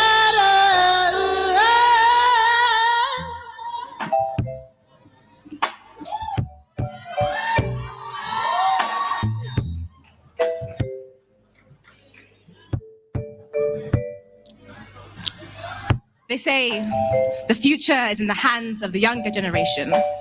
But given zero opportunity in a land where opportunists are the only ones that make it, these same hands are being left penniless by the only people with the power to change it. And how can you influence a capitalist system that values money over individual lives when your individual life means nothing without money? They say the future is in the minds of the youth, but these same minds are being driven to the corners of addiction, and there are no rehabilitation centers for people who can't pay. These same minds are being neglected by a system that claims to provide education for all, but education for the wealthy follows a different curriculum than education for the poor. We're taught different things. We are socialized in different ways in the same city. One child is getting a participation award just for trying in a school that teaches values like honesty and vulnerability and how to love people safely. And another child is being born to parents who have never seen the inside of a school building. Tell me, what are your chances of succeeding when the odds are stacked against you from the very beginning? We call them unsavable. We turn our heads away when we see them. We are numb to the feeling of people dying in the same streets we pass daily, comforting ourselves with the thoughts that it is not in our control, that we're not the ones that did this, that if it's not our fault, then it's not our responsibility to fix it. But then whose is it?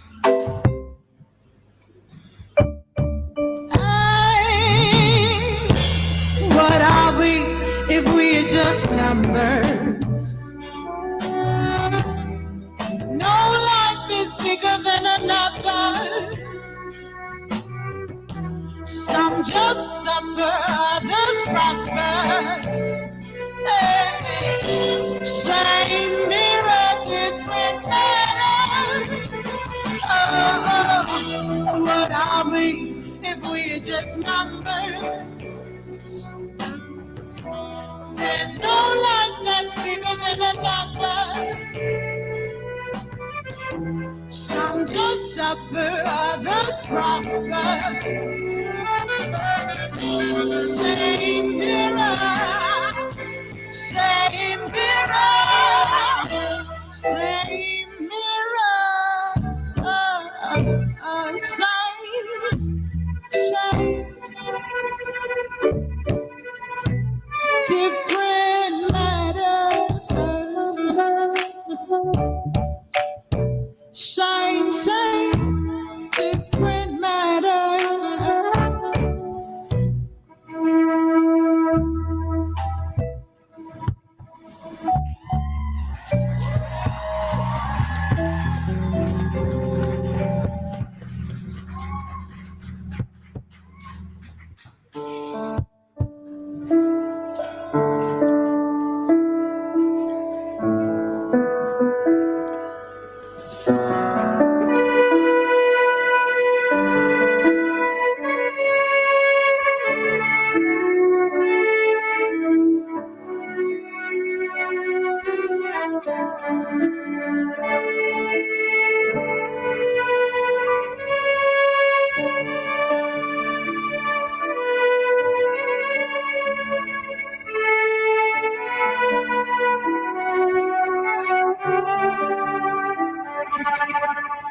Slice me in half, and you will witness every battle that's ever taken place here.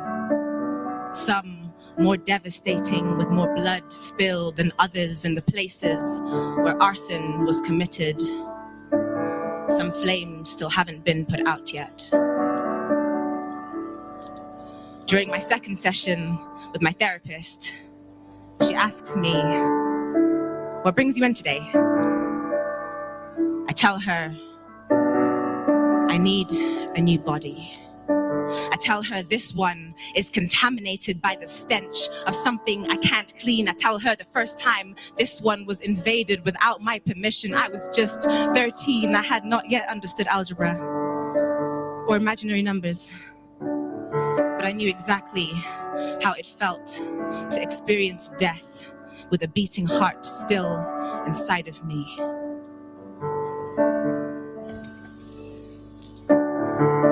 Temple, a building devoted to the worship of God.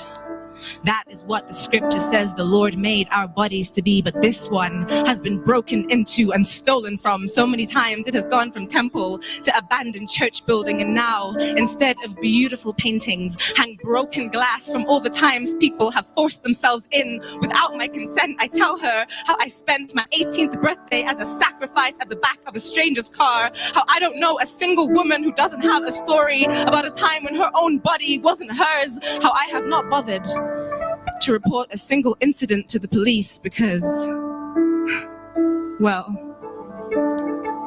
I won't have an answer when they ask me, so what were you wearing?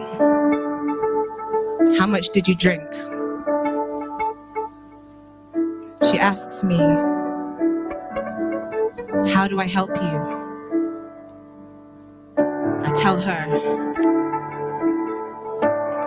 I need a new body.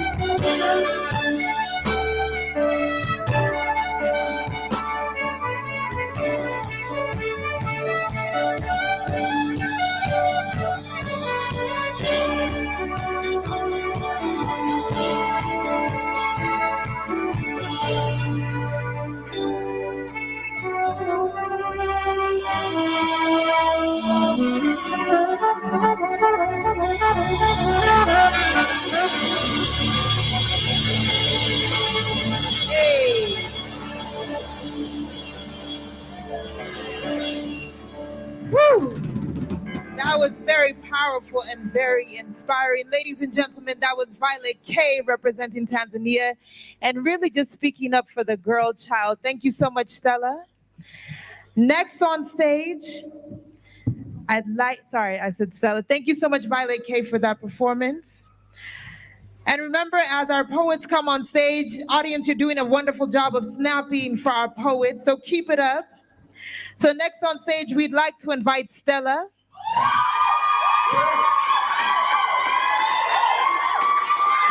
All right, and I'm told that this amazing young lady is the queen of accents, all right?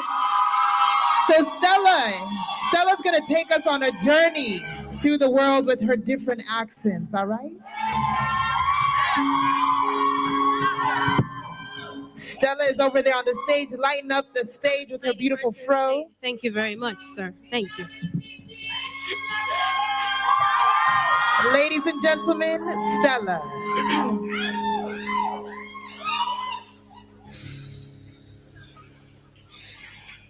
Can I write a piece? Can I write a piece about my piece? Can I say my piece? Can I say my piece? Oh, please.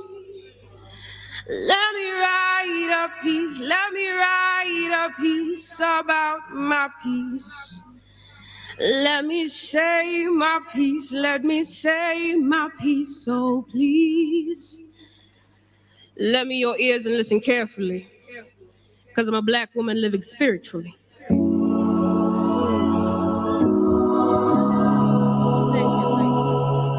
I had the audacity to wake up today, put my feet on the ground with the power of God and make Satan pray. I walked out of the house with my head held high and a stern face, the kind that looks at you and puts you in your place. So don't try me, because you'll have the right one on the wrong day. Lend me your ears and listen carefully, because I'm a Black woman living secretly. There's layers of hurt underneath a facade of she's so strong. I'm expected to take it and take it all, even though I know the other person is wrong. I'm avoiding labels like unapproachable. The angry Black woman, she got an attitude. Forget that. Be unapproachable. It means less people are likely to try something stupid. Get angry, because we still have to push and pull and fight and scream for rights that we should have today. Get an attitude. Don't shrink yourself down for people out here who are only trying to crush you. Lend me your ears and listen carefully, because I'm a Black woman trying to live free. I'm trying to free myself of demons passed down to me. There are people out here tripping me, glass ceilings stopping me, but I will not fall. I will fly above them all. Lend me your ears and listen carefully, because I'm a Black woman living magically.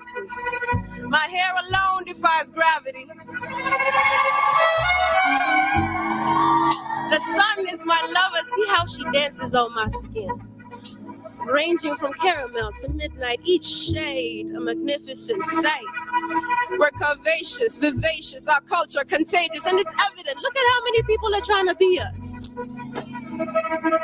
Lend me your ears and listen carefully. I'm out here speaking my piece so I can have my peace of mind, and I'm asking you, don't make it harder for me or mine. I'm just a Black woman trying to survive. So, can I write a piece? Can I write a piece about my piece? Can I say my piece? Can I say my piece? Oh, please. Let me write a piece. Let me write a piece about my piece. Let me say my piece. Let me say my piece. So please.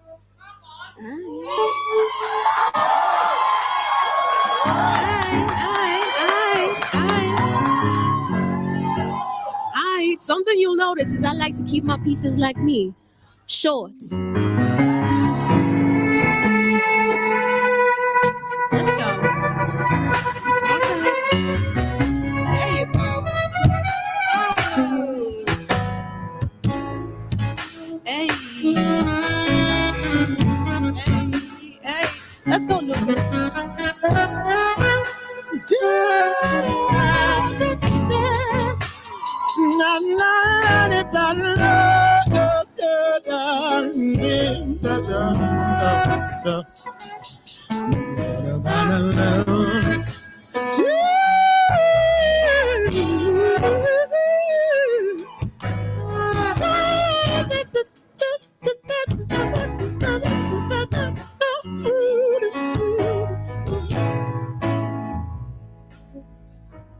Pardon my tongue as it tries to skip but slips on words unsung, as it fumbles with its L's and R's and P's and B's, as it reveals the roots that make up me.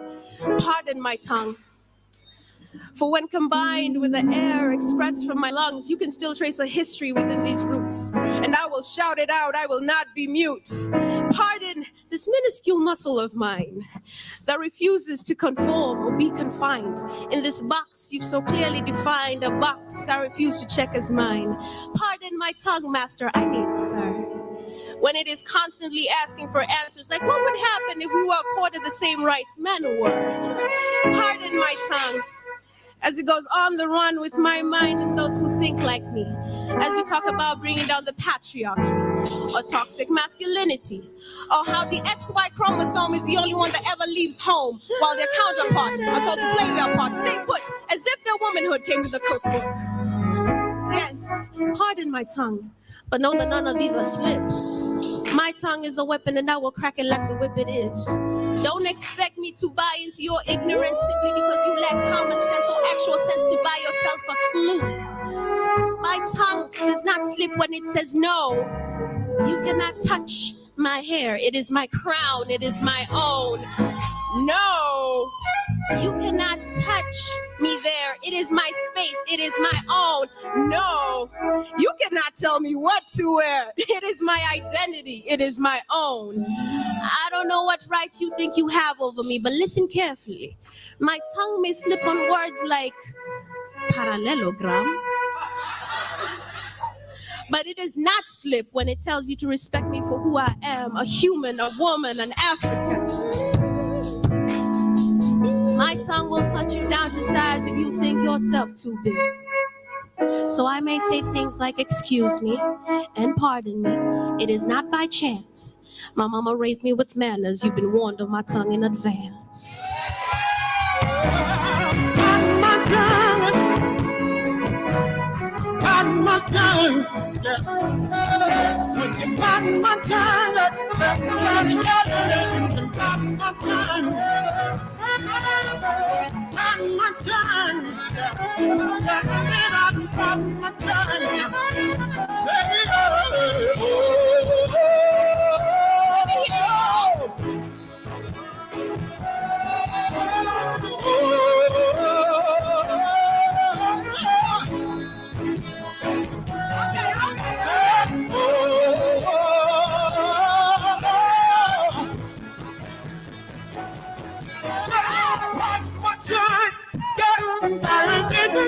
pardon my tongue. Pardon my tongue. Pardon my tongue. So Lord said now,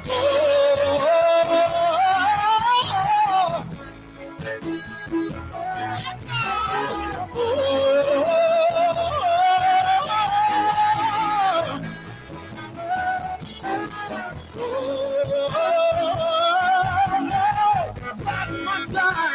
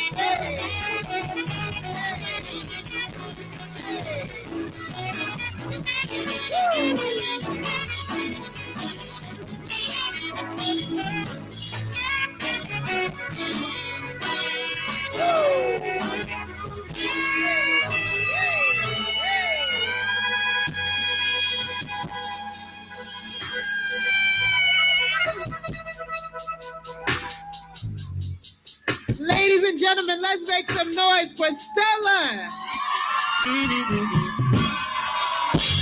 Hey. All right, that was Stella accompanied by Lucas. And my goodness, Dawn on the sax. You were just blowing your lungs out. We loved it. Pardon my tongue. Hey. All right, so next on stage, ladies and gentlemen, I hope you all are having a good time. If you're having a good time, let me hear you make some noise. Yes, this is Speak Now. And the next person to hit the stage and speak right now is Rabian.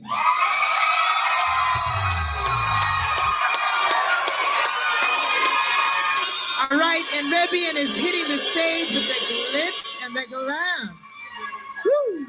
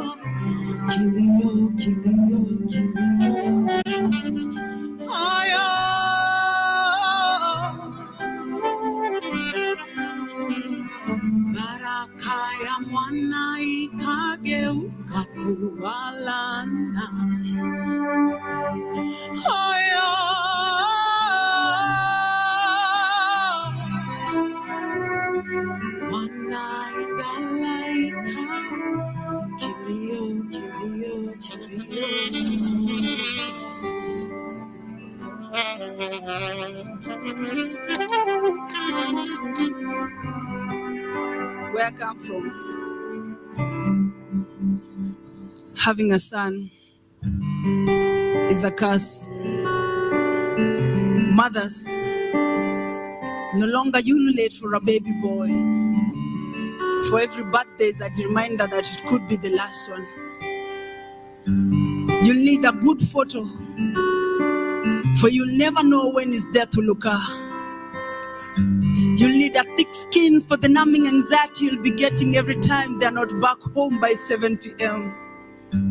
You'll need a strong heart for the panic attacks you'll be getting every time there's a gunshot.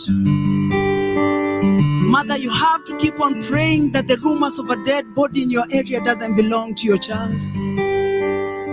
Because here, youths are the leaders of tomorrow until they are too tall, and the government needs to remind them that they are not above the law.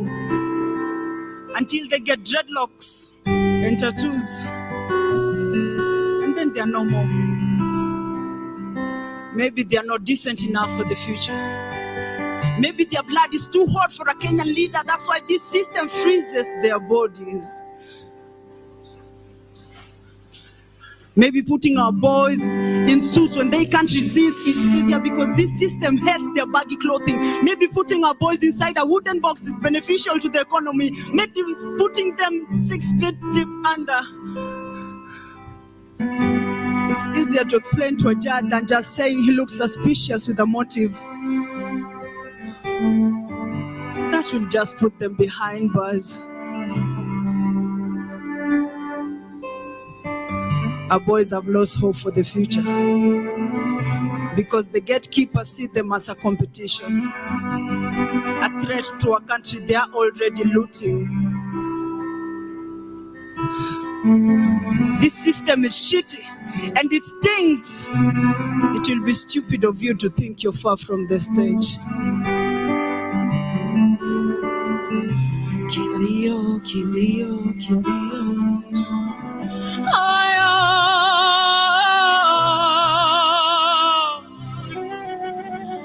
Baraka ya mwana ikageuka kuwa laana.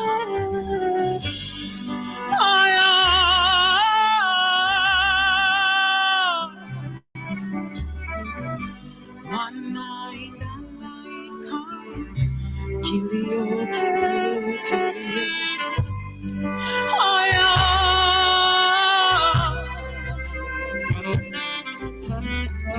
Baraka ya mwana ikageuka kuwa laana.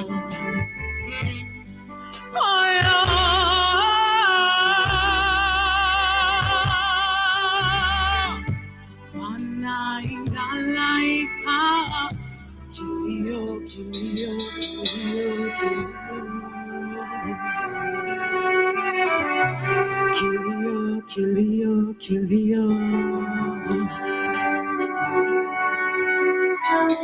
Kilio, kilio, kilio.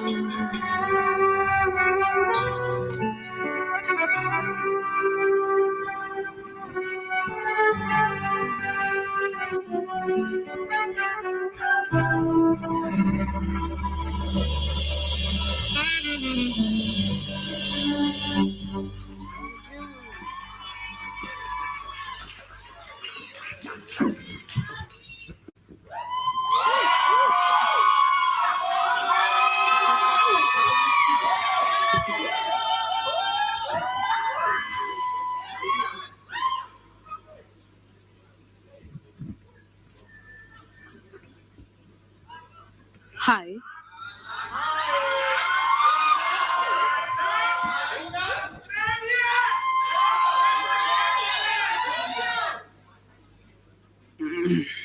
My name is Sisi Babo. And I kind of know things I have no business knowing. Like, I know how to wash blood off white clothes. I know how to cover black eyes with makeup without it caking up. Like I said, I know things I have no business knowing. I know the difference between a psychopath and a sociopath, the charming hunter and the malicious predator. I know the cry of a mother who just lost her child and the different intonations she uses for the different genders. I know where to hold when she starts to cry all over again, and how to hold her wrecked being. I know the smell of death as it devours through everything. I know the smell of a decomposing body. And how it looks like in different time lapses. The rot and the undoing, I know it all. As I said, I know things I have no business knowing. I know the sound of a bullet when it catches a body na ikihata. Najua bonoko wa moto immediately it fires. Najua nduru ya mwizi na ya wife akipigwa kejani. Mi najua tu. I know the ingredients of making a good changa. Effects za taki ya kichuri. Who to bury your dead baby ka una doza mazishi. Where to get mtoi kawe ni tasa. Yes. Bora tu fike bei. Hata Miss Jubilee najua, but najua. Najua donda wa skodi. Najua directions za kukutupisha mbao. Chom za kushika tenjeka Nairo. Njagi ya kidunga civilian. Na pinji yako idhe ya kibenje yako. Soka rada. Hata Miss Jubilee najua. But najua. Najua connection ya utumishi kwa wote na mkono mrefu wa kukula mali ya umma. Extrajudicial killings na eulogies za my youth. Profiling ya Bobo Shanti na Naya Bingi and the targets on their backs. Connection ya employment na kitu kidogo. Connection ya suburb na ghetto kando yake. Mraya mali safi na za utiaji za kukushisha handi. Si nilikusha najua? Mimi najua. Najua difference ya siren ya zimamoto na ya ambulance. Maombi ya miujiza na kukulia bibi. Meekness ya repentance na entitlement ya apologies. I love is a wine I stand na promises are forever. Najua mtura legit, timba origi, not ya light, compliments za ukweli. Stini ya jaba na haya weed. Si nilikusha najua? Mimi najua. I know the sound of a breaking heart. The cry of a 2-month-old baby, given up even before having the chance to know her mother's voice.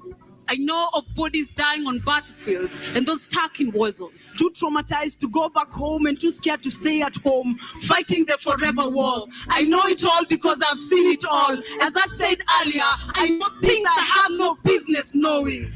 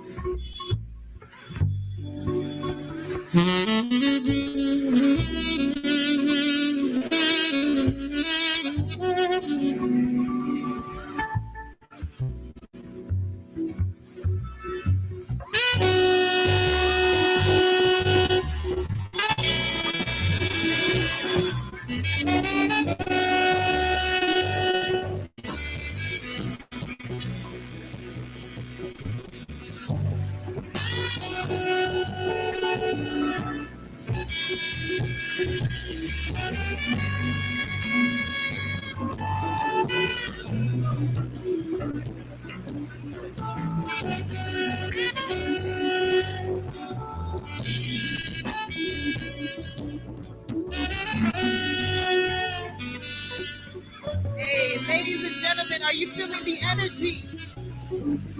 Are you feeling the love? Are you feeling the electricity that these artists have brought on stage tonight? Are you having an amazing time? I hope so. I need you to make some noise for our spoken word artists. I need you to make some noise for Speak Now. All right, because the poets have spoke. The poets have flowed. The band has brought the energy. And we're going to keep it going. Is that okay? Yes. It's just been such an inspiring evening. Each of the young people that have gone on stage tonight have just given a different perspective on life. And that is why each and every voice in this room tonight matters. Your story must be heard because it's going to spark someone else's mindset. All right, it's time for us as Africans, as global citizens, to share our story, to write our narrative. So a big, big shout out to all of our spoken word artists, to all of the vocalists that have come to support our artists. A big shout out to you, the audience. Give yourselves a round of applause. Because without you and without your support, we wouldn't have a show today. We would have a show, but we wouldn't know that we mean something to the community. So thank you all so much for being here tonight. Are you all ready to hear a few more artists? Yes? Are you ready to hear some other spoken word artists tonight? All right, and if you've liked what you've heard on the stage so far, let me hear you give some snaps for our artists. Yes. Audience, you are amazing. We feel the love and we feel the energy, and keep it going. Because next coming on stage is a very, very special young lady by the name Amina.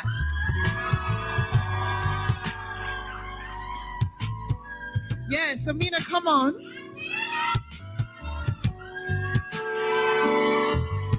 Hi, Amina, how you doing? Good, I'm good, how are you?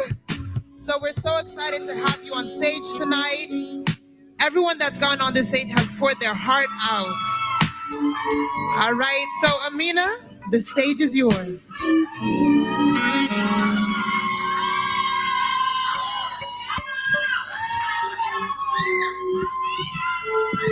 Thank you. Hello. How y'all feeling tonight? Great, great, great.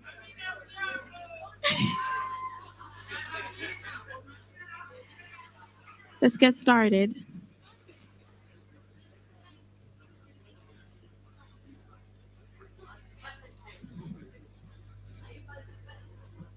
You expect a one-word answer. Like my identity is a one-word story, I smile. Sip my drink in bitter acceptance, ready to butcher years of my family's cultural struggles to cure your curiosity until you say, never mind. As if my identity is just another topic passing you by like the weather, I don't say anything. Try and take a sip, but my hands are too heavy bearing down on the years of ancestral anarchy. Some part of me feels guilty that I do not have to explain myself to you, because how do I explain something that even I do not know? There is dinner table silence as my mind filters through casual conversation topics until you open your mouth dark like the bottom of a well, and I find myself drowning in your voice blue like a winter chill, and out comes the shopping list. Caramel, like your skin, coffee brown eyes and raspberry lips, you're pretty for a foreigner. I cannot help but be hooked on your question mark brows as you look at me like a puzzle that you cannot solve, but you will. So what exactly are you? I wonder if I should pour the blood of my ancestors all over your ignorance and watch as their charms tame you. Do I tell you the stories of my people as they wade through wars and famines, as they sacrifice their daughters to the bellies of the unknown darkness, as they pray for their sons to have a better life in the new tomorrow? Do you know that the soil that you walk on is the burial ground for my ancestors, my people, as they sacrificed their bodies, as they were castricized and ostracized? This is our land. We have always been here. Because these are my people. But I wear their culture on my back like a coat to take off when it is convenient. I too shop for the parts of them that are postable on Facebook, that make me attractive in an exotic kind of way. See, what I am is an imposter. An imitation, an embarrassment, a joke, a mockery for all the years that my ancestors sat silent so that I could speak, but I speak another man's language. Butcher my name so that it fits well in your mouth. It sounds acceptable and accessible. See, this is our language. We're feared for the magic that we hold in our tongues, feared for the spells that we utter under our breaths, for fear of having these words taken away from us. So I say nothing. See you standing there, arms crossed, head tilted, eyes empty, as if this is just another rodeo. I wonder what part of my culture I should shop for and give to you as a gift wrapped in bitter suppression. So I say silent. Like my ancestors did, I say nothing for fear that you will take these words away from me. You asked me what I am. I'm still searching for safety in my answer.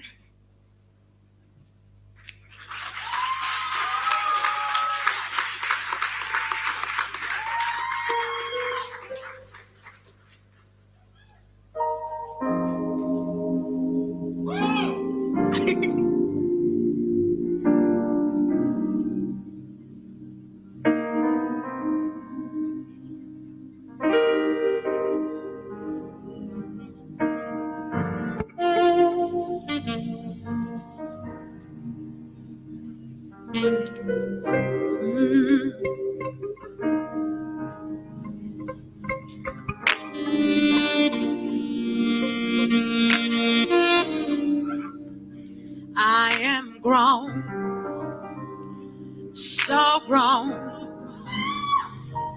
I'm bigger now, so grown. I am grown, I'm so grown, so much bigger now. I'm grown. I was taught that the quickest way to a man's heart is through his stomach. So I perfected the art of fine dining, acting like everything is fine.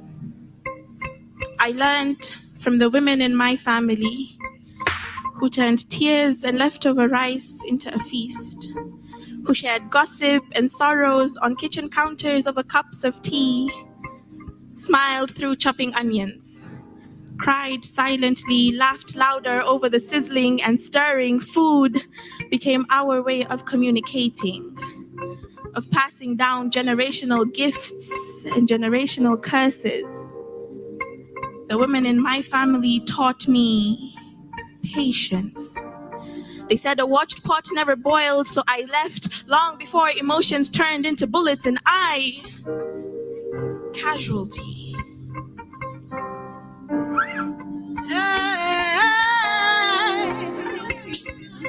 I am grown, so grown. I am bigger now, so grown. I'm bones grown, so grown. I am bigger now, so grown. Grown, grown, grown, both grown, grown.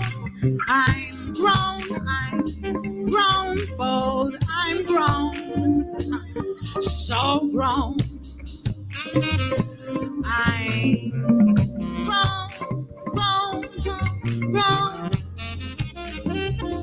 grown, grown. The women in my family perfected their biryani, blended aromatics and oils for that perfect seasoning, achieving that masked bitterness. They learned to stay silent and swallow their words when they were told speak only when you're spoken to.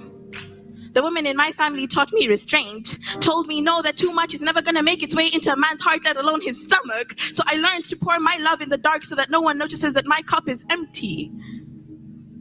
All this I learned from the women in my family, who laugh out loud, cry silently, and pray for everyone but themselves.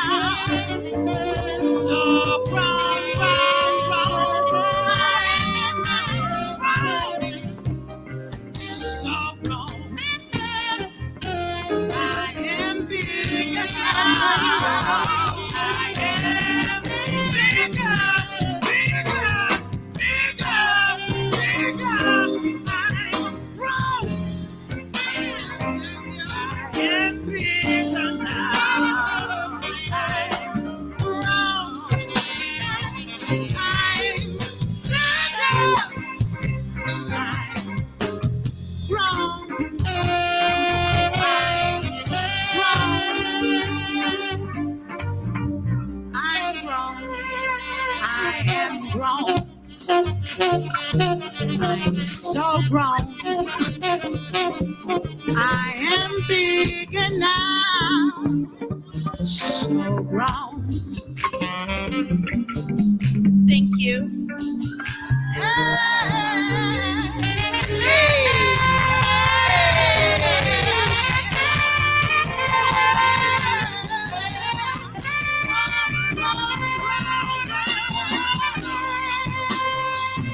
Let's give it up for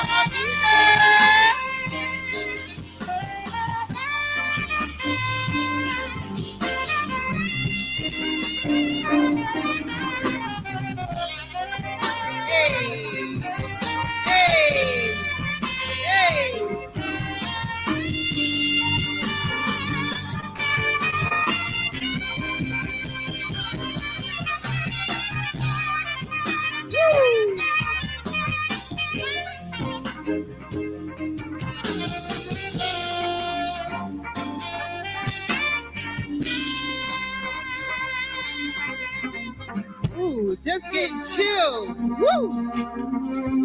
Let's get it, band. Hey. Woo!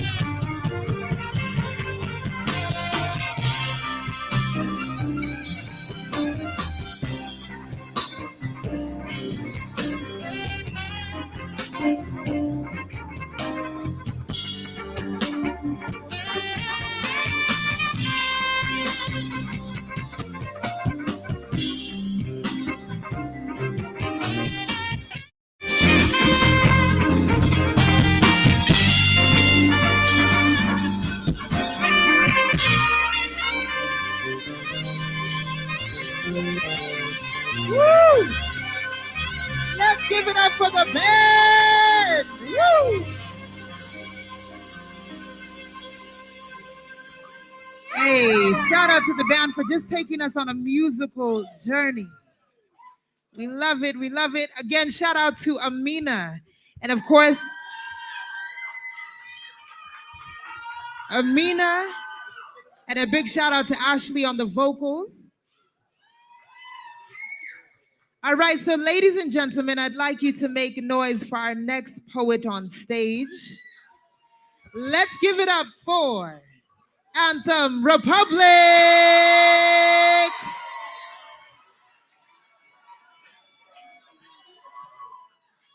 Anthem Republic, ladies and gentlemen.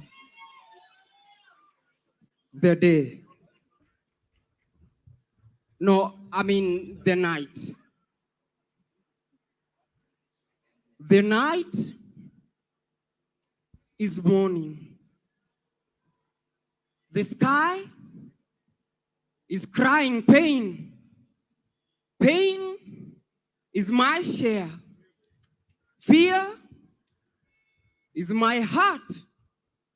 Robbed by the death of my fellow citizens who are butchered, stoned, and slaughtered like animals. My heart chopped will never retreat because I try to fill it with lies, but it knows the truth, Mama.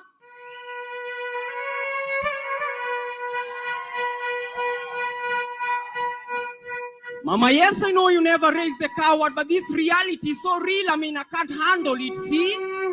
You and I in the shoe of a street kid who is running up and down in the street, begging for food, and yet no one is showing concern, including you. Ni wewe wacha kukataa kataa. Si ni wewe ulikataa kataa babake na panga ati juu ni Mjaluo. Ni ulipiga mamake na mawe to death ati juu ni Mkikuyu blood. Blood ilikuwa ina flow river Tana jua vile watu walikatana na mawe kupigana. Wengi saini viwete. Yako wapi mpenzi ulikuwa umeweka pete? Uliza utembelewe na mashete. How does it feel to lose the love of your life? I mean, how does it feel to lose your father, your mother? How does it feel to lose your only son, your only daughter? I mean, how does it feel to lose a fellow patriotic citizen? Check you mtoto. Ulimbaptize ukamuita orphan. It is so interesting, right? Bravo.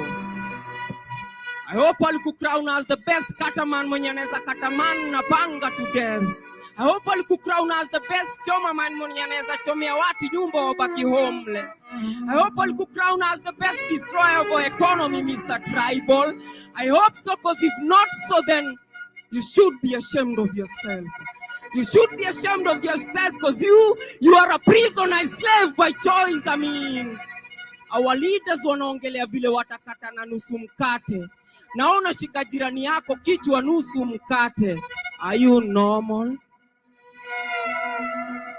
Amani itapatikana lini? Amani itapatikana ile dema youth watapata kazi, waache kukaa base idol tuedi tu jambazi. Na sisemi jambazi ndio the only option, but some leaders wanachangia kwa hiyo option. Since you lead as we follow. Amani itapatikana ile de promises za wabunge zitakuwa full filled, ziache kuitwa empty promises. Amani itapatikana ile de utaacha kuweka food kwa fridge wengine wakilala njaa. Amani itapatikana ile de nitaacha kukuwa disqualified kupata kazi because of my second name. Let not tribalism silence our heart with our differences. Let not our leaders tell us who to love and who to hate. It is time love to create na peace to paint. I mean, mbele ya Mungu sisi ni mandugu na tunafanana. Hatufai kupigana au kutukanana. Tunafaa kufaana, tupeleke hii Kenya faa. Ana kwa ana. Anthem.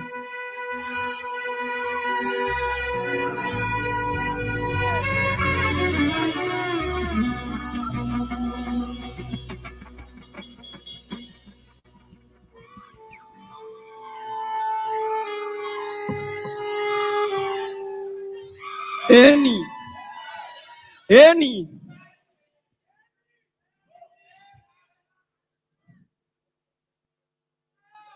This piece is like a black paint that paints my heart black every time I recite it. It's like a horror movie. And I'm not the main character, so it's obvious I'm approaching my grave. Brave is no longer my name. My name is extrajudicial killing candidate. And I know CS Samo is expecting me to pass, so let me pass this message before I pass. Because I live for the moment. More is not meant for me. God's plan, never. Afande's plan, afande. Ka unanga rada juu kitu kifietua huo ina madamu tu cha uwe la. So ka spirit kakikuambia uwa kaambie la. Lazima ujue hiyo ni light unadim kwa familia yenye shachoreshwa giza. Familia yenye inawishi ingekuwa mchezo wa kuigiza. Juleta breadwinner angeamka endelee kuchase dream. Dream yake ya kumake society according to God's will but blunder. Daily unamchase simba akifuata swara kando. Mtani utupia mani nikienda jiji kuna kanjo. Hata kanicho mbona kumada ikiwa ndio dacho. God am I living mapapa sama huu ndio mwanzo. Huku hata ukiamka mapema bado atakuita the late. Hakuna kabisa. Kwa zote zinaweza kushika hata ukwe na kipande afande na respect the fact that wewe nduko in charge. Na hata kama umedunga koti wezi koti usini judge. Utafuata sheria, mimi pia tafuata sheria. Kunde better world neza kamstenje kuagotea. Ukinipata niko bete sio pia mimi sitapotea. So afande itabidi nijenge kitu kidogo kwa unajua siko kazi na shida zako zangu wacha zangu ziwe zako na tubadilishe life sio kumalizanga life. Nani cheza party yako hapana cheza na party yako. Ile kwa geto mina stago kama lion in the jungle manze daily mina hustle hizi shida nizi sikuishi bila skando nyumba kuchomoa na kando vita kwa mpango wa kando. Na pala kubeta things unawaza things ataka uko ma things umeshindwa ku defend game. So unatafuta tu fame. Tushakubali wewe ni top scorer una madama youth in the name of ni wakora. Brother, don't you know that's wrong?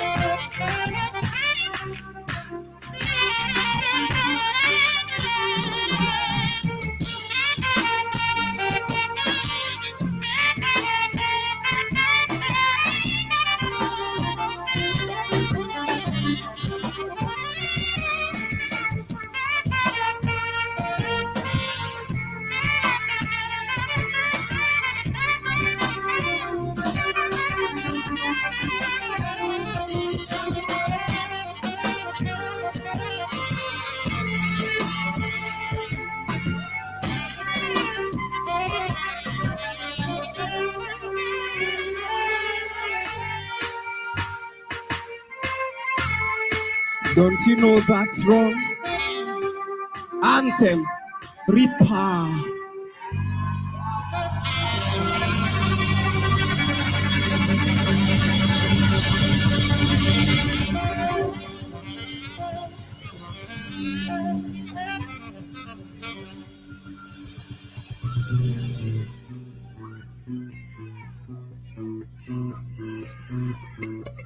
Let's give it up for Anthem Republic one more time. Hey.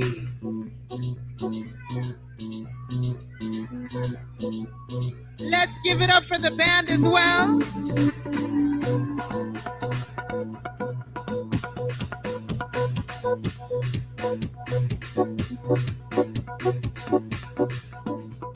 Hey. Ladies and gentlemen, we're almost reaching the end of our show. But before we go, we have our main act of the evening. Someone who has really mentored each and every act that you've seen on stage. All right, and I'd like to invite a very special person on stage. Please help me welcome Mr. Jackson Obare. You may not know him, but he is one of our biggest supporters tonight. Mr. Obare is representing Forum Civ Hub, Eastern and Southern Africa. He is a regional manager, and he's going to tell us why we're all here tonight, because Forum Civ has played a big role in supporting Mustafa, his mission as an activist, using the arts, media, and culture to promote positive change, right? So, yes, Mr. Obare, take it away. 1, 2. Ladies and gentlemen, good night. Because it's already evening. Speak now. Speak now. I think you should mention Mufasa because you're talking about speak now. Speak now. Because if I don't speak now, then I will not be able to give the others the necessary voice or a space that they need to air out the issues that are affecting our society. My name has been mentioned, Jackson Obare. I'm the regional manager for Forum Civ, and I'm happy to be here tonight to celebrate the work that has been done by Mufasa and the team, and giving him the platform to be able to be an agent of social change at an individual level and able to influence a number of us. When I was reading about Mufasa, I almost wanted to ask him, how did he find the stage name Mufasa? And I was going through, Google does not lie. I found a story called the Mufasa Kingdom. And the Mufasa Kingdom was a film that was done in 1994 called The Lion King. And you know what the lion does in the kingdom? It takes the lead for the pride. And so Mufasa is taking the lead for ensuring that the artists, the spoken word, are also heard, and taking that lead as being the king of the jungle. And so in this jungle is the king of artists. So we want to celebrate Mufasa for the work that he's been able to do. Mufasa is well known, is a very wise person who is very creative. I keep following the work that he does in social media and the work that he's been doing to support social change. He's a tremendous and gifted person. A round of applause for Mufasa.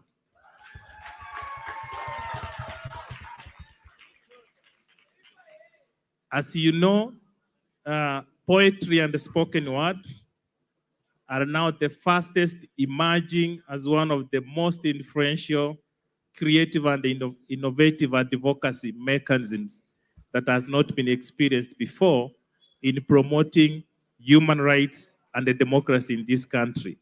In a way, they have used it so powerfully to create the social change and the change of narratives. And if you listen, all the by speakers who have been the stage, it all points to social evils that we are experiencing as citizens of this country and how young people can stand up to address these kind of changes. In 2020, we invited Mufasa and very many other actors to participate in a challenge which was called Activism Challenge. And we had many categories. And through this Activism Challenge, Mufasa coined his project Speak Now, and they emerged the winner in his category, and we were able to grant him resources to have enabled him to do what we are able to see today. So among the others, around 9 other people in different categories, I think today you are celebrating one of the finest work that Forum Civ has supported and sponsored, courtesy of the Swedish Embassy through Forum Civ, and a round of applause for the Swedish Embassy for the support that we have given to the young people. So this project, Speak Now, recognized spoken word poets as the storytellers and sought to empower them to tell stories that matter, stories of change, stories that hold our truth, stories that inspire and unite, reinforcing our individual and collective potential and painting a picture of a future we can build and inhabit all together. And all the speakers, again, I want to echo, they mentioned about the power of imagination. And it is through this power of imagination as individuals that we can live our realities that we want to be.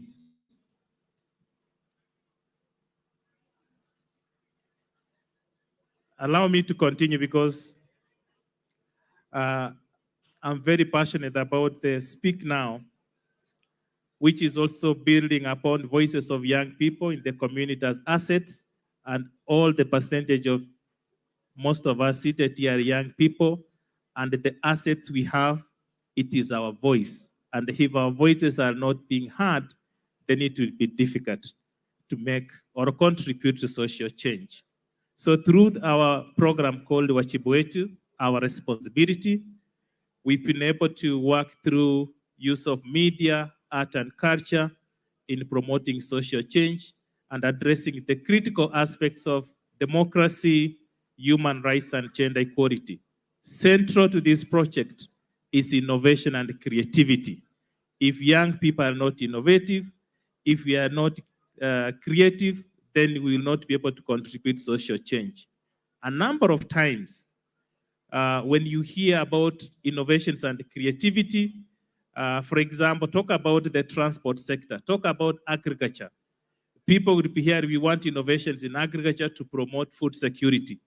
But I want to tell you this evening, innovations and creativity are also needed in pushing counter narratives of practices that have made young people and the women not to ascend to the dreams of their lives. So I want to tell you, dream through innovations and creativity, because then you are able to inspire or breathe a new side of life into the issues that you are addressing as a society.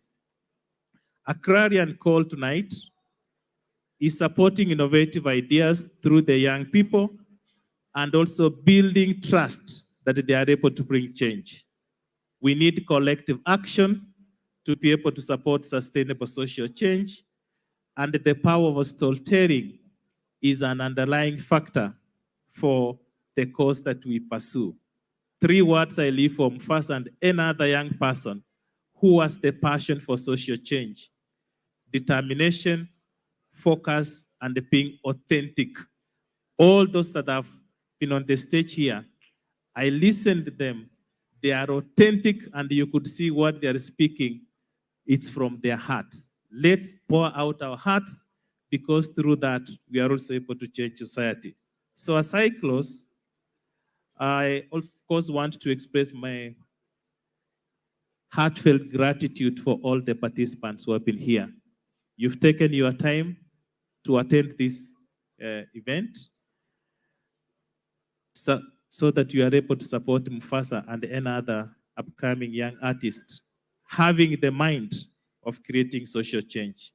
Mufasa, I want to thank you for the bold steps you've taken to venture into virtual reality space, but more important, to thank ourselves for finding time again, as I said, to attend this session, to contribute and support young and innovative ideas. My special thanks also goes to our team, Forum SIF team, the Swedish Embassy for the support that we have given to this project, and Mufasa and the many other young artists that are here to experience the change. When I entered this space, when I came to this event this evening, I was able to see strange faces. I did not know anyone in this forum. Very few people I did. But as we go, I've found very many familiar friends now I've met, and we are able to create sustainable networks. And I want to ask each and every one of you, find sustainable networks through this partnerships that we have of young people. And if we work together, then we will be able to see a sustainable change in our society. Thank you so much. Thank you for listening to me. And I wish each and every one of us a wonderful evening of innovation and creativity as we listen to the one and only one remaining, Mufasa. Hey. Once again, a big thank you to Forum Civ. A big thank you to Mr. Obare. Thank you so much. A shout out to the Swiss Embassy. Thank you so much for supporting this great initiative. Ladies and gentlemen, we must understand what a big deal it is for our brother Mufasa, okay? One of my favorite quotes from a late, great Dr. Maya Angelou says, when you get, give, and when you learn, teach. And that's exactly what Mufasa has done with the Speak Now platform. He is helping mentor other great poets. He took on the activist challenge and won out of the entire East African region, out of the entire South African region. Our brother Mufasa is here today. So ladies and gentlemen, it's time for Mufasa to take center stage. Let's make some noise for Mufasa.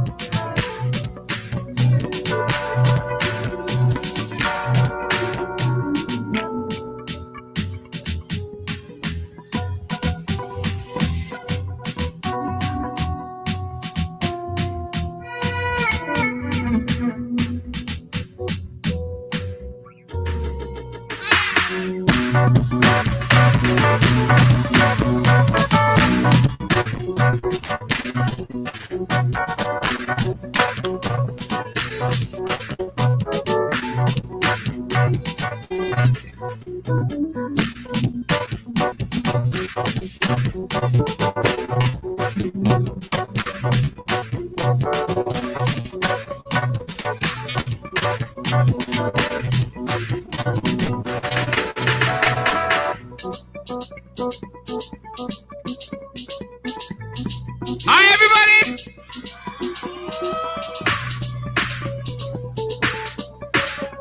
Give it up for Christian on the drums.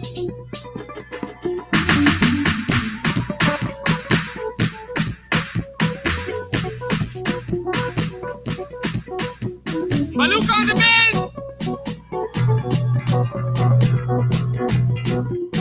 Tony on the keys. Nancy on the violin.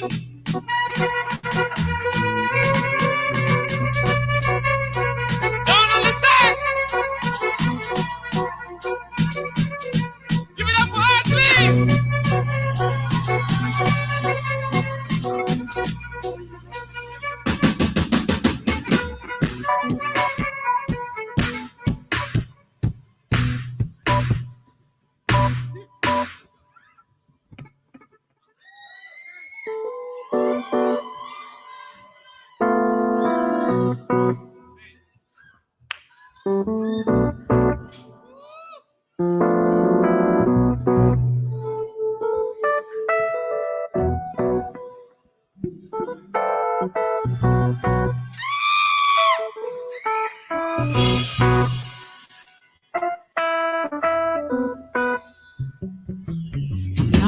on the doors of freedom. I'm knocking on the doors of freedom. Freedom of the mind, freedom of the soul, freedom of the mind, freedom of the soul. Said I'm knocking on the doors of freedom. I'm knocking on the doors of freedom. Freedom of the mind, freedom of the soul, freedom of the mind, freedom of the soul, soul, soul, soul.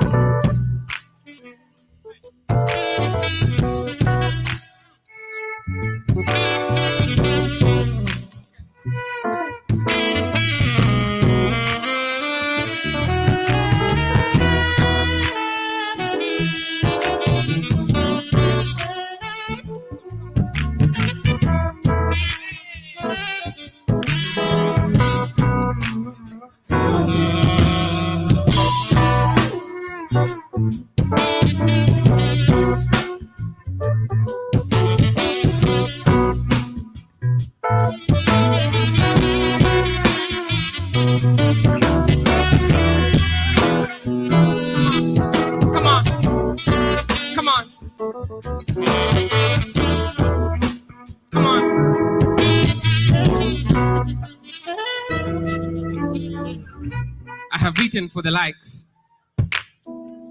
and I have written when I hated myself. I called an ambulance on myself, and poetry is the surgery that keeps saving me.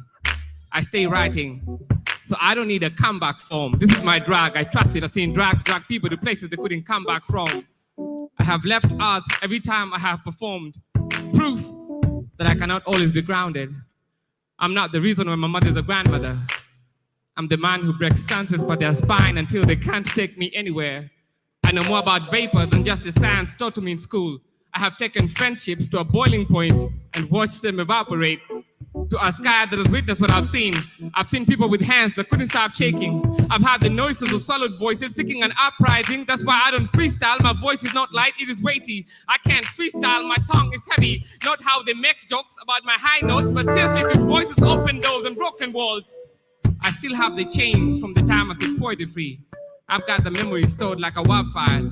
And I wrote this in the kitchen, cause I'm a chef. I cook metaphors. I serve puns in tense, and that's intended. Before Jesus comes, I'm the shortcoming of breath. Before there was the last airbender, I mastered the Tai Chi. This is Kung Fu, I kick fools. Holy speaking, I'm scripting a body poems with my drafts in a heartbeat. My heart beats to voice the testament of my future, squarely like an old Bible. I'm not Moses with the staff. I'm a God poet of the pen. I can make toxic relationships sound beautiful. I'm the magician of the pen. Oozing words that dance like magic. Magic might be my name. But if only my thoughts could shape my reality, I would free the consciousness of this country from political prison. It's a country for old men because we're sleeping on our youth. If only I can stop writing poems and use my pen to color the clouds of citizen dissatisfaction to darkness. Maybe it would rain a revolution. Maybe darkness can only come after lightness. Maybe only my revolutions can birth such as revolutions. A poet's in spot means nothing if police brutality is immortal. Sometimes when I write and I aim right, I leave pages smelling like gunpowder. They say that's how you kill a poem, except my boys are dying for real. No imagery, no dramatic effect. That's the drama that affects our nation. 10. We vote in leaders because of their second names. 10. We forgot Pierre Gamapinto did not need a second name. 7. Who teaches the police about rights when they are never wrong? 3. There is no special village or town where leaders come from. These leaders come from within us. These leaders are a reflection of who we are. So 1, change won't come when our leaders change. Change will come when we change.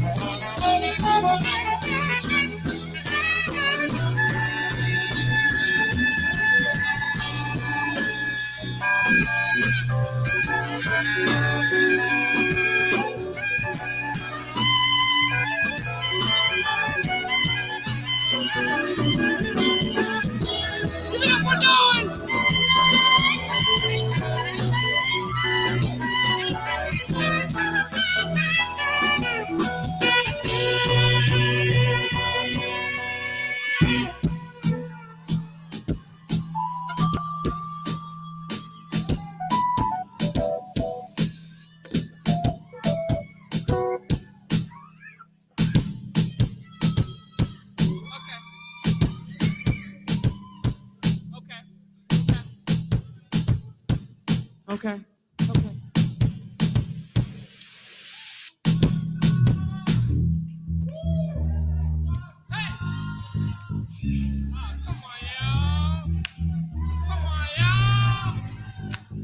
Let me see your hands. Yeah. If you understand, you can stand. Come on. Come on.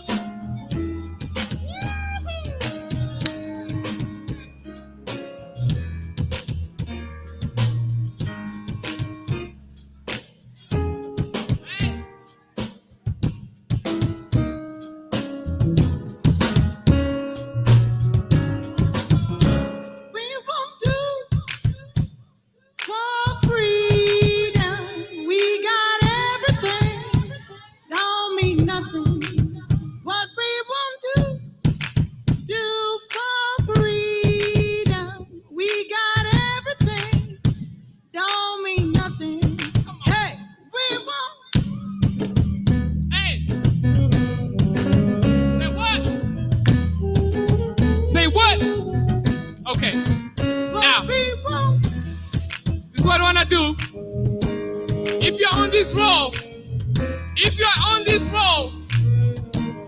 your word is do, okay? When I point at you, you say do, okay? That's right.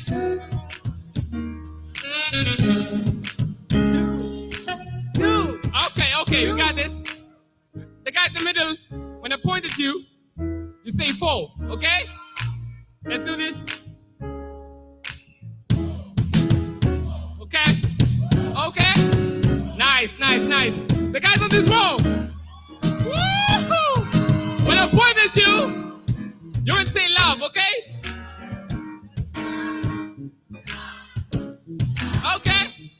Okay, let's try this now. Okay.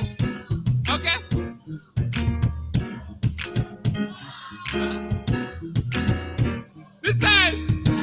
Ooh! What?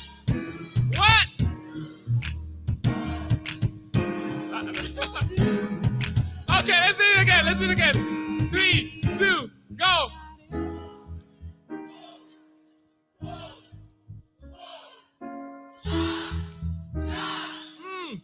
Okay.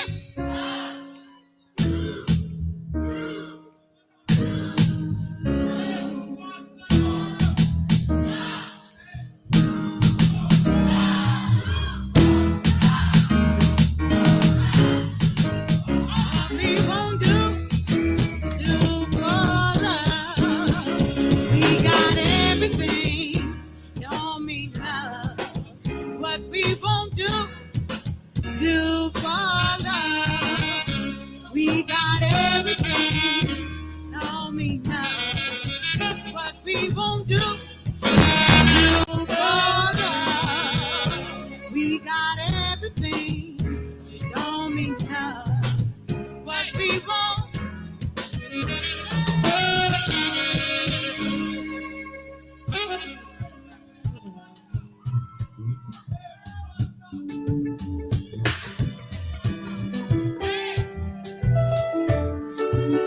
Kizomba, songa kidogo, songa kidogo, songa kidogo. There's space here, there's space here. Woo! If you want, you can fold your chair and just do Kizomba with me. Woo! Okay, okay, okay, okay, okay, okay. Woo! Woo! Okay, okay, okay, okay. Okay, okay, okay, okay.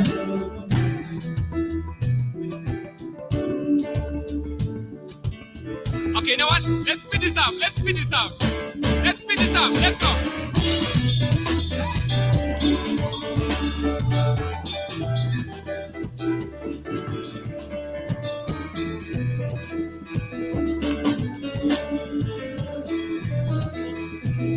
I want to welcome on stage Amina, Violet K, Stella, Anthem, Matsupuria, Fabian.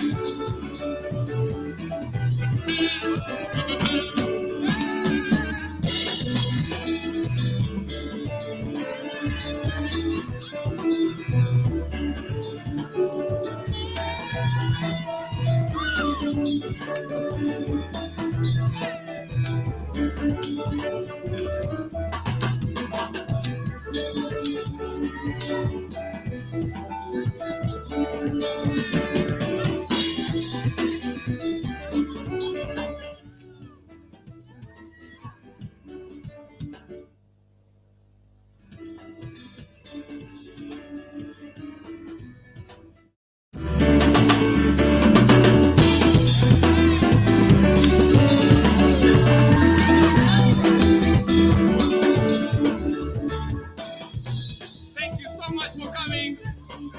Thank you so much. Thank you to Charlie Black Rhino. Thank you to Mary Sirengo, Matthews, Augustine. Thank you to Coral Sim.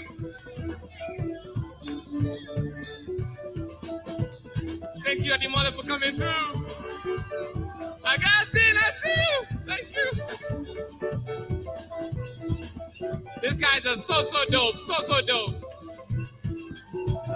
Yes, yes, yes, please.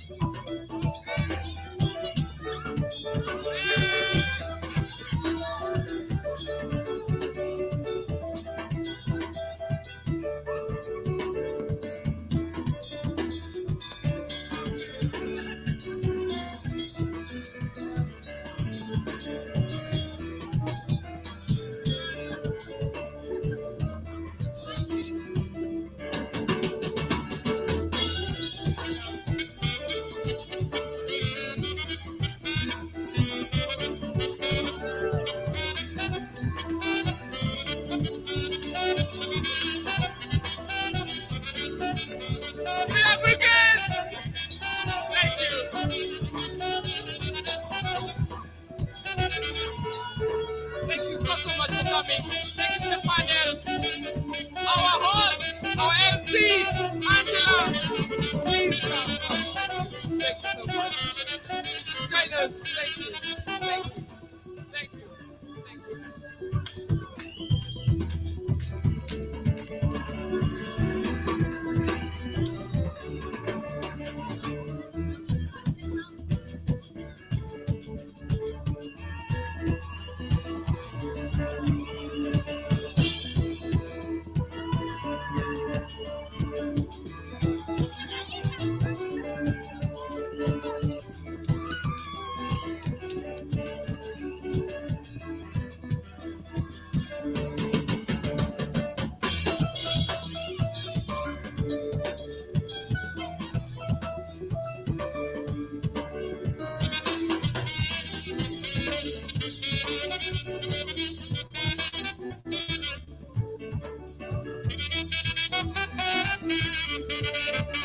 Ladies and gentlemen, once again, a big thank you to each and every one of you. A big shout out to Mufasa. Big thank you to each and every one of our poets. A big thank you to Forum Civ. A big thank you to the Swedish Embassy. A big thank you to our band. Amazing. Woo! And a big shout out to all of our guests this evening. Thank you for being here to support us. But at this time, the party don't stop. So, Beluka on the bass, Tony on the keys, Nell on the violin, Christian on the drums, and Dawn on the sax. Take it away. Hey.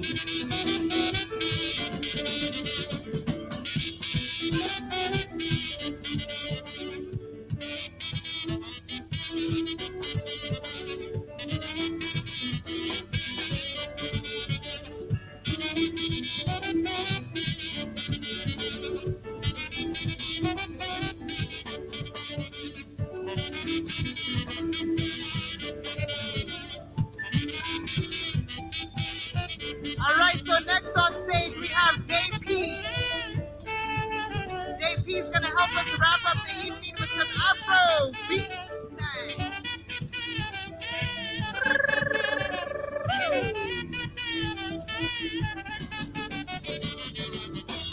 Woo! All right, JP is here to give us some Afro beats. Just copy paste, okay? Copy paste the movement.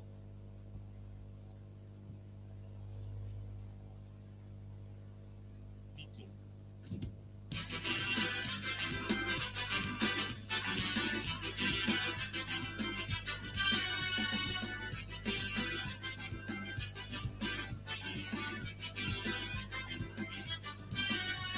But you kiss the niggas don't dance. In a banana pinanisa. You go in the Vinny Bam Bam. Sasuna, put a jam jam. Met la paya so ragas. Alana pina blabla. Puti puti. If we don't see, you do good deal. If we do ne.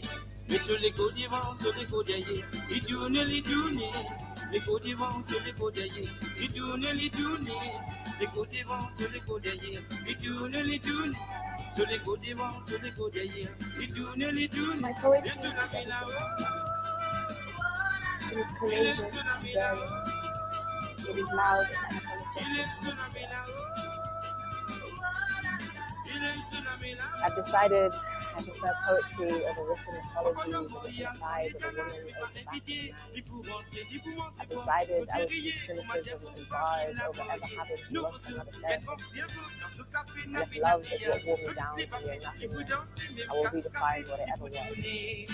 Sur les côtes devant, sur les côtes derrière, les tourne, les côtes devant, sur les côtes derrière, les tourne, les côtes devant, sur les côtes derrière, les tourne, les côtes devant, sur les côtes derrière, les tourne, il se la met là.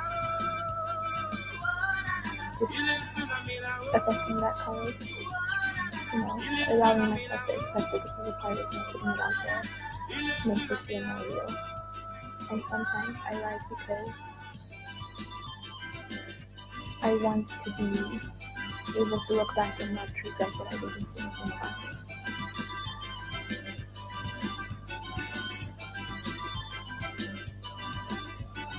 Bam bam, boudu bam bam. Après il fait tout tam tam, quand fini bam bam. Après il fait tout tam tam, bam bam, boudu bam bam. Après il fait tout tam tam, mami tama tama, boudu tam tam. Après il fait tout tam tam, mami bam bam, boudu bam bam. Après il fait tout tam tam, mami tama tama, quand fini bam bam.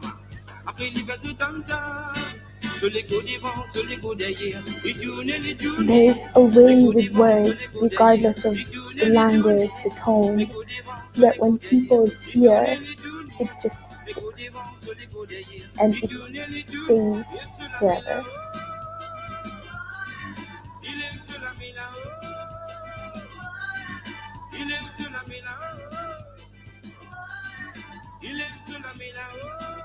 When I see paper, when I feel a surge of emotion, sometimes just catharsis. brutality, pain, love, experience, lack of experience. It changes as the wind changes, but every single piece that comes out of it is true in its form.